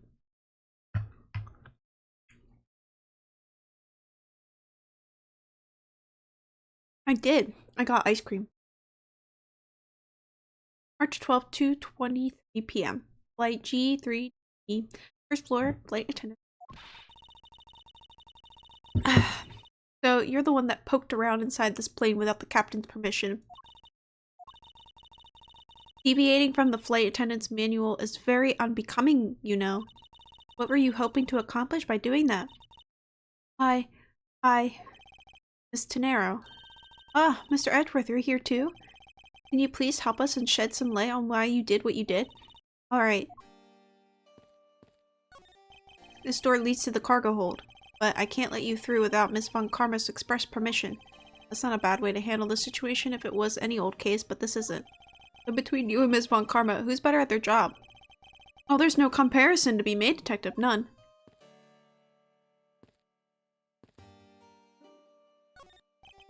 What is all this junk inside these boxes? There's no rhyme or reason to any of it. That's our lost and found, Mr. Edgeworth. Gold crowns and swords and necklaces. It's like a treasure trove in here, sir. The fact that these were left on the plane implies they were carried onto it to begin with. Something tells me it's time for Goyu to send its metal detectors out for repairs. Forgot it was first class as well, yeah. I mean, how else do you think they got a Sega Saturn on there? What are inside these boxes? Oh, those are some souvenirs I bought in Borginia. There's so many. Even a second box. Oh yes, I find that folk art from around the world does great things for my creativity. Suitcases certainly could have done with a whole lot less of your creativity. Damn. It's one of those suitcases designed by Miss Pinero. You can tell it's hardly even been used by the lack of even a single scratch on it.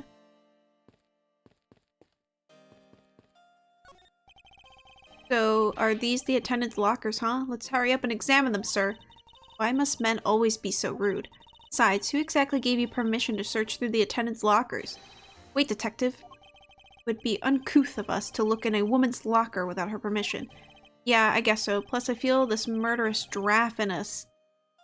A murderous draft, and I can sense a whip not far behind.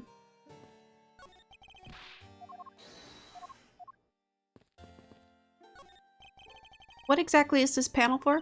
Ah, that's the emergency control panel for the elevator. We use it to stop the elevator on the first floor and to keep its doors open.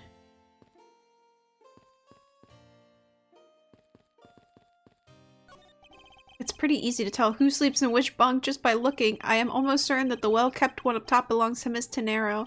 Ew, this bottom one is a giant mess. You solvent, squalid scoundrel of a man. You dare to scrutinize a woman's bed and invade her privacy? Yow!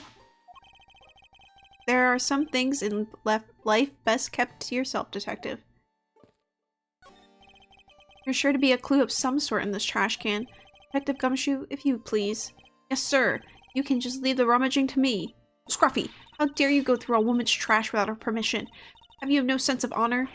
Eek, I'm sorry. I'm just doing what Mr. Edgeworth told me to do. Ow! Forgive me, detective.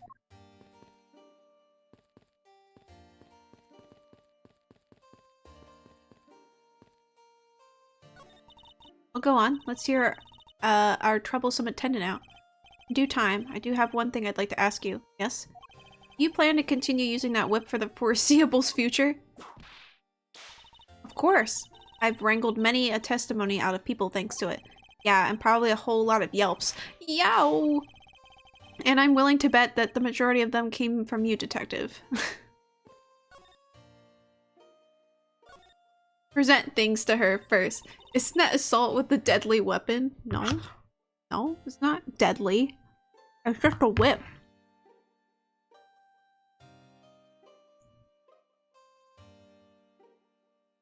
He might be into it. You never know. He could be into it. Sorry, Mr. Edgeworth. Don't know how to answer you.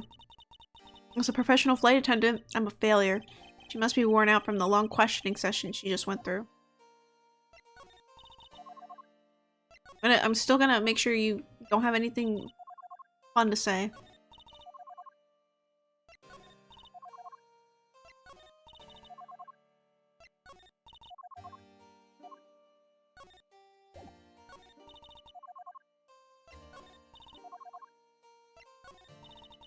Nothing?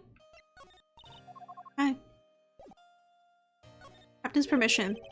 Why did you lie about receiving the captain's permission like that? Because I didn't think I would be able to get his permission. What do you mean? The captain. He only has ears for Cammy. I spoke with the captain a little earlier myself. He definitely seems to be rather taken with Miss Meal.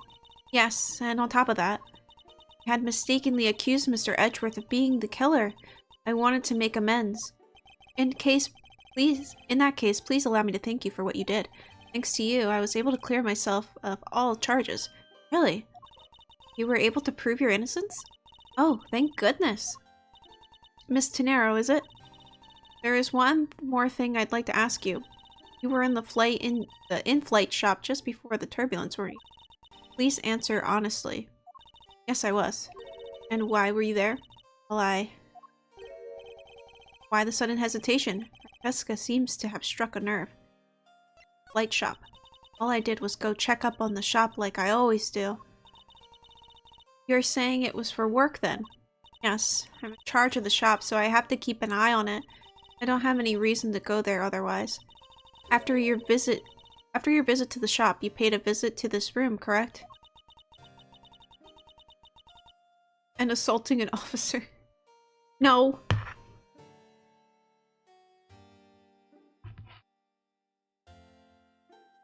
Yes, I came back to freshen up and adjust my makeup. I'm sorry, but there isn't much else to tell. Tenero claims to have no reason other than duty to go to the shop. Is that all there is to it? Maybe I should ask her about that thing. That thing? This? If you could please take a look at this for me, Miss Tenero. Oh, that suitcase. Yes, about this suitcase. You are the one who designed it, correct? And I think I figured out something else about it. The suitcase is the reason you went to the shop, isn't it? There's nothing you won't find out eventually, is there? Can you please tell me more about the suitcase?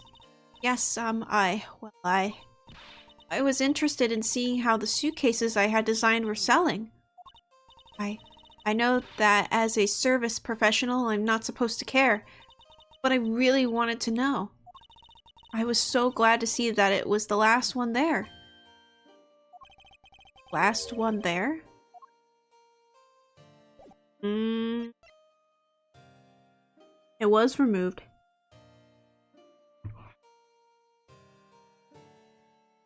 I know the law, I think. Well, Francesca is, kind of above the law at this point, I guess. So you're saying, Miss Tenero, the suitcase in question was the last one? Yes. They're just so popular, they're practically flying off the shelves. Not exactly the impression I got. The one in the shop is most definitely the last one. Well, we're currently looking at that suitcase. Really? Then I guess we sold all of them. Thank you very much for taking the last one. I didn't say anything about buying it. Then say you'll buy it. I'm sorry, I can't. But why? I think it'd go great with your complexion, Mr. Edgeworth. It really suits you. I guarantee it personally as a service professional. Well, that is... Should I put this? It's hideous. What? Maybe that was a bit too direct. Moving on. My issue with the suitcases isn't the design, it's the number of them remaining. Remaining? There were 2 suitcases in the in-flight shop when I investigated it. 2? But that's impossible. I'm sure there was only 1. Looks like her story has generated quite the contradiction. When I left the shop, I'm positive there was only 1 suitcase left. Something is amiss here. Could be the meaning of this inconsistency. By the way, Miss Tenero, what is one of those suitcases doing here? That's... I thought you said there was only 1 left. That one is, it's mine. I've used it for a very long time now. It has a price tag on it, actually. You used it for a long time. I think not. Miss Tenero, I'd appreciate it if you wouldn't lie to me. Excuse me?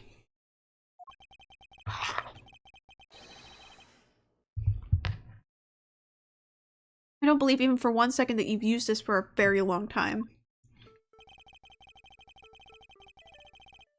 What proves that this hasn't been used for nearly as long as Miss Tenero says? And price tag. We leave price tags on everything? He must be Hispanic. I see.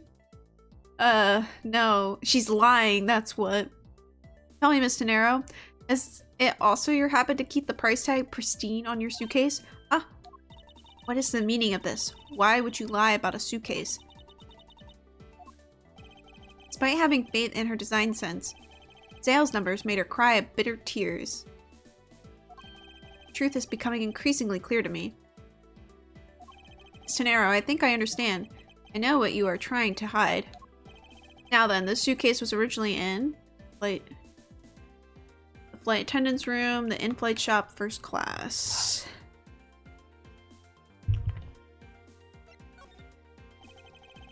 Seeing how the price tag is oh my god.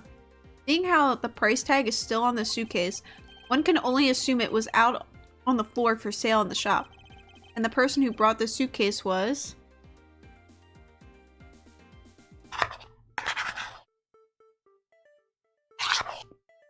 reading. If keeping the price tag pristine looks at Timberland coat, yes. I'm feeling so called out. Why do you keep the price tag on? What if it gets stolen?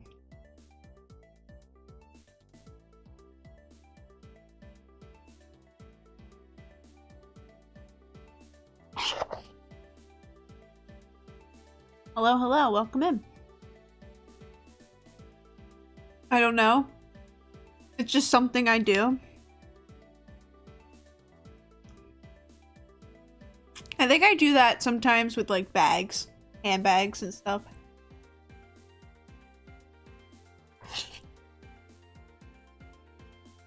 It's a culture thing, you wouldn't get it.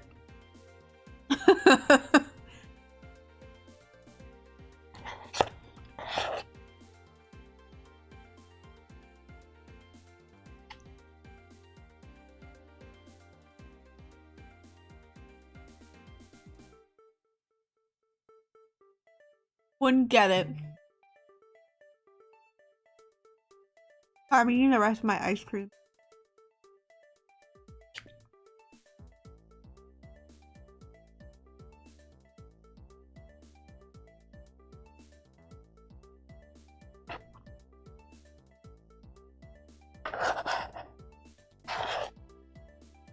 Yum, yum, yum, yum, yum, yum.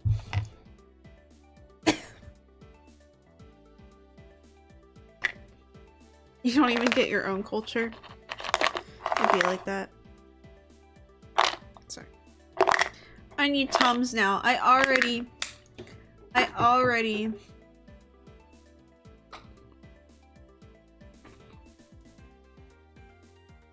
feel the indigestion. Not indigestion. Acid reflux.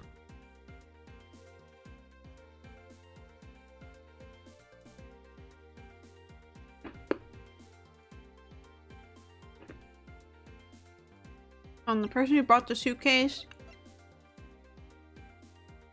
How are you? It was you, wasn't it, Miss Tenero? I hate to say this, but the suitcase that you designed hasn't sold very well, has it?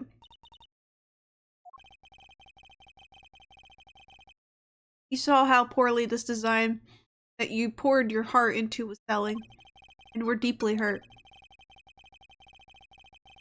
That's why you wanted to make it look like it was selling by buying it yourself. Isn't that right? Then the reason you went to the shop and came back here was, I'm sorry. All I really have is my job. I was overjoyed when my design was chosen.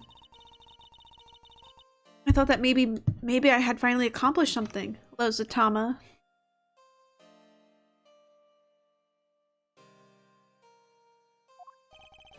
But the suitcases didn't sell. It's because of the design, isn't it? All because it's, as you put it, hideous. I can't say they chose a great place in which to sell them either. We weren't selling a single one, and they were just sitting there collecting dust. Felt so bad seeing them there, day in and day out. So I decided to buy one for every flight I worked.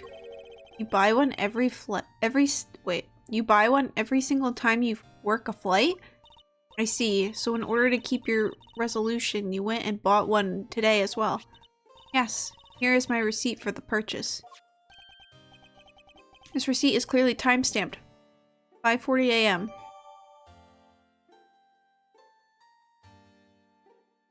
Girl. Poor girl.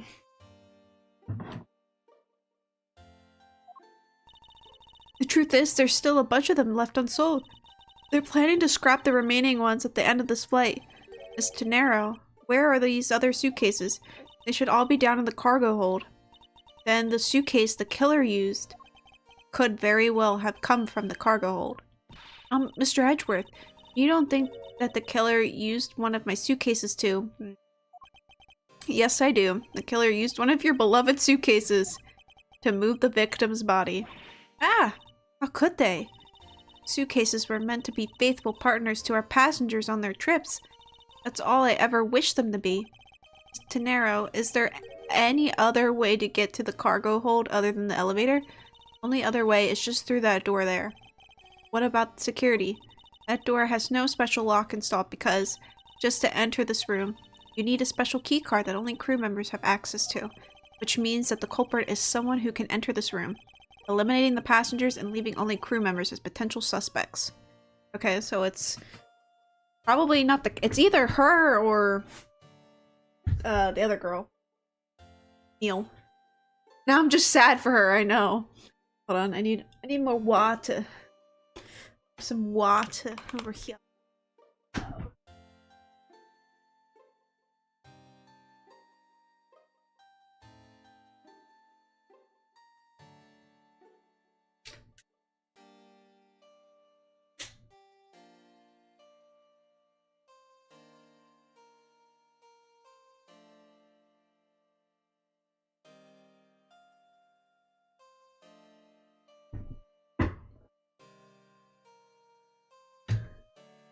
Water.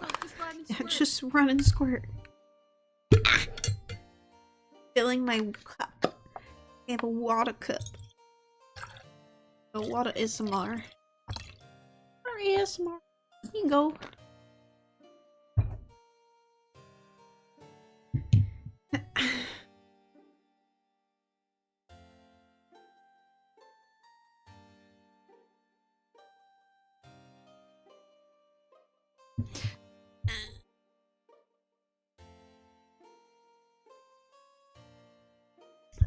Eliminating the passengers and leaving only the crew members as potential suspects.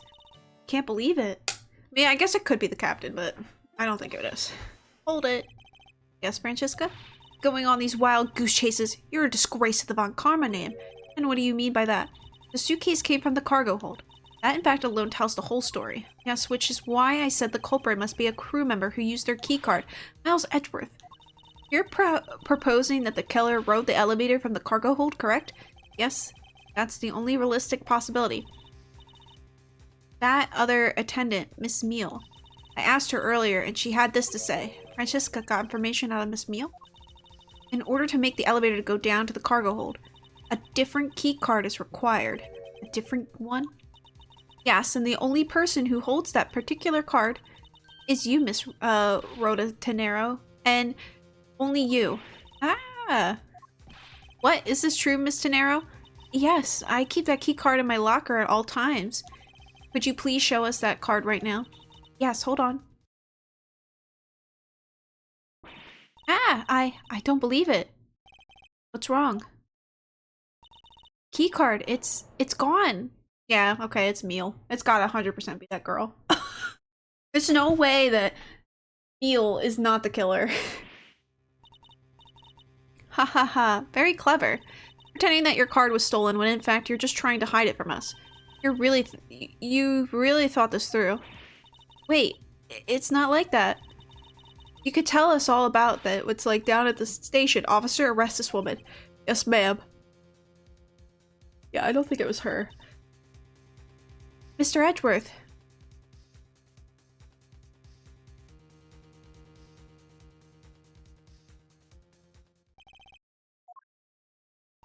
What's wrong? There's disbelief written all over your face. Francesca, I know that you are the lead investigator on this case, however.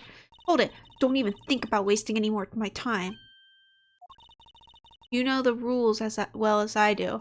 Evidence speaks louder than words. Even if this isn't a courtroom, that basic tenet still applies. I intend to investigate the cargo hold now. What will you do, Miles Edgeworth? I intend to do likewise. Damn. Yeah, it's 100% gotta be Meal. There's no way.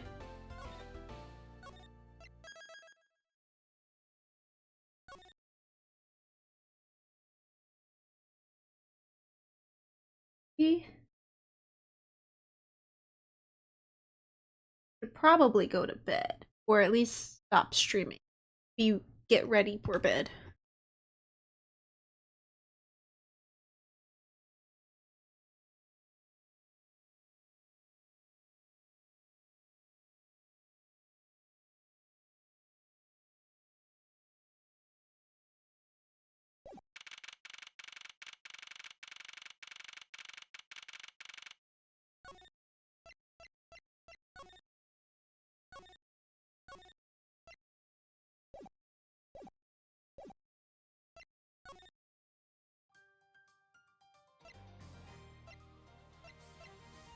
Yeah, I'll stop here.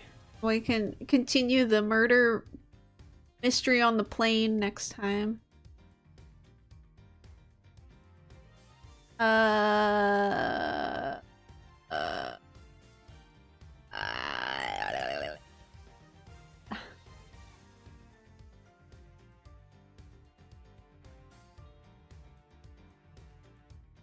Glad you went back to the Torna DLC. It's nice getting back into Xenoblade. I recommend it. Yeah, I need to play that. Thanks guys for joining. I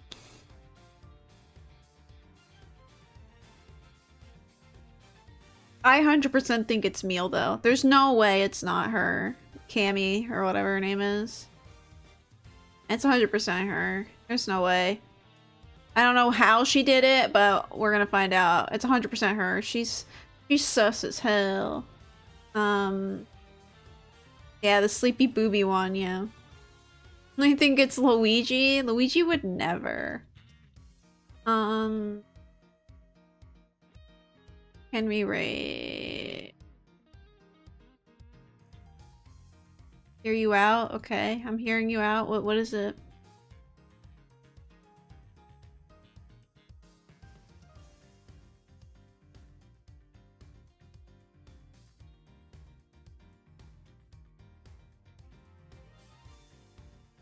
What if she did was her sleepwalking? I think she plays dumb on purpose. Or she plays sleepy on purpose. Or that could just be her personality in general, being messy.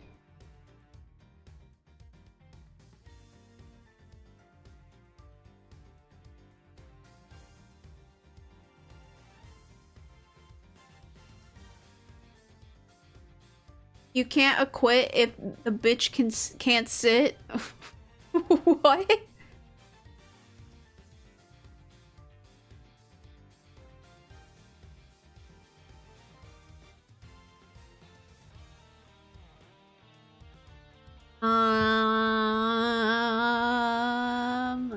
Let's see.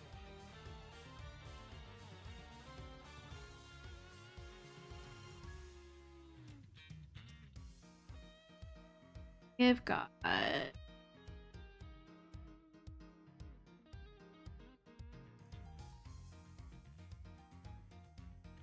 Let's rate someone we haven't rated in a very long. Rated in a long time. Like, let's rate somebody.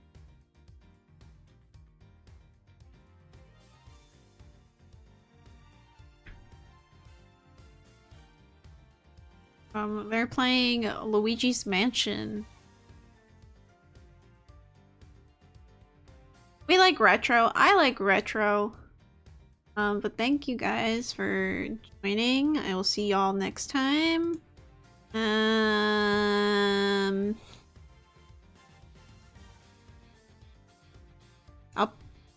I'll try to stream on Tuesday. I can't tomorrow. I got stuff to do tomorrow. I gotta do after work stuff tomorrow. Adulting. But yeah, I think Tuesday I will. Tomorrow's December. Holy shit. Can't believe it's already December. Anyway, bye bye. Have a good night. Bye bye.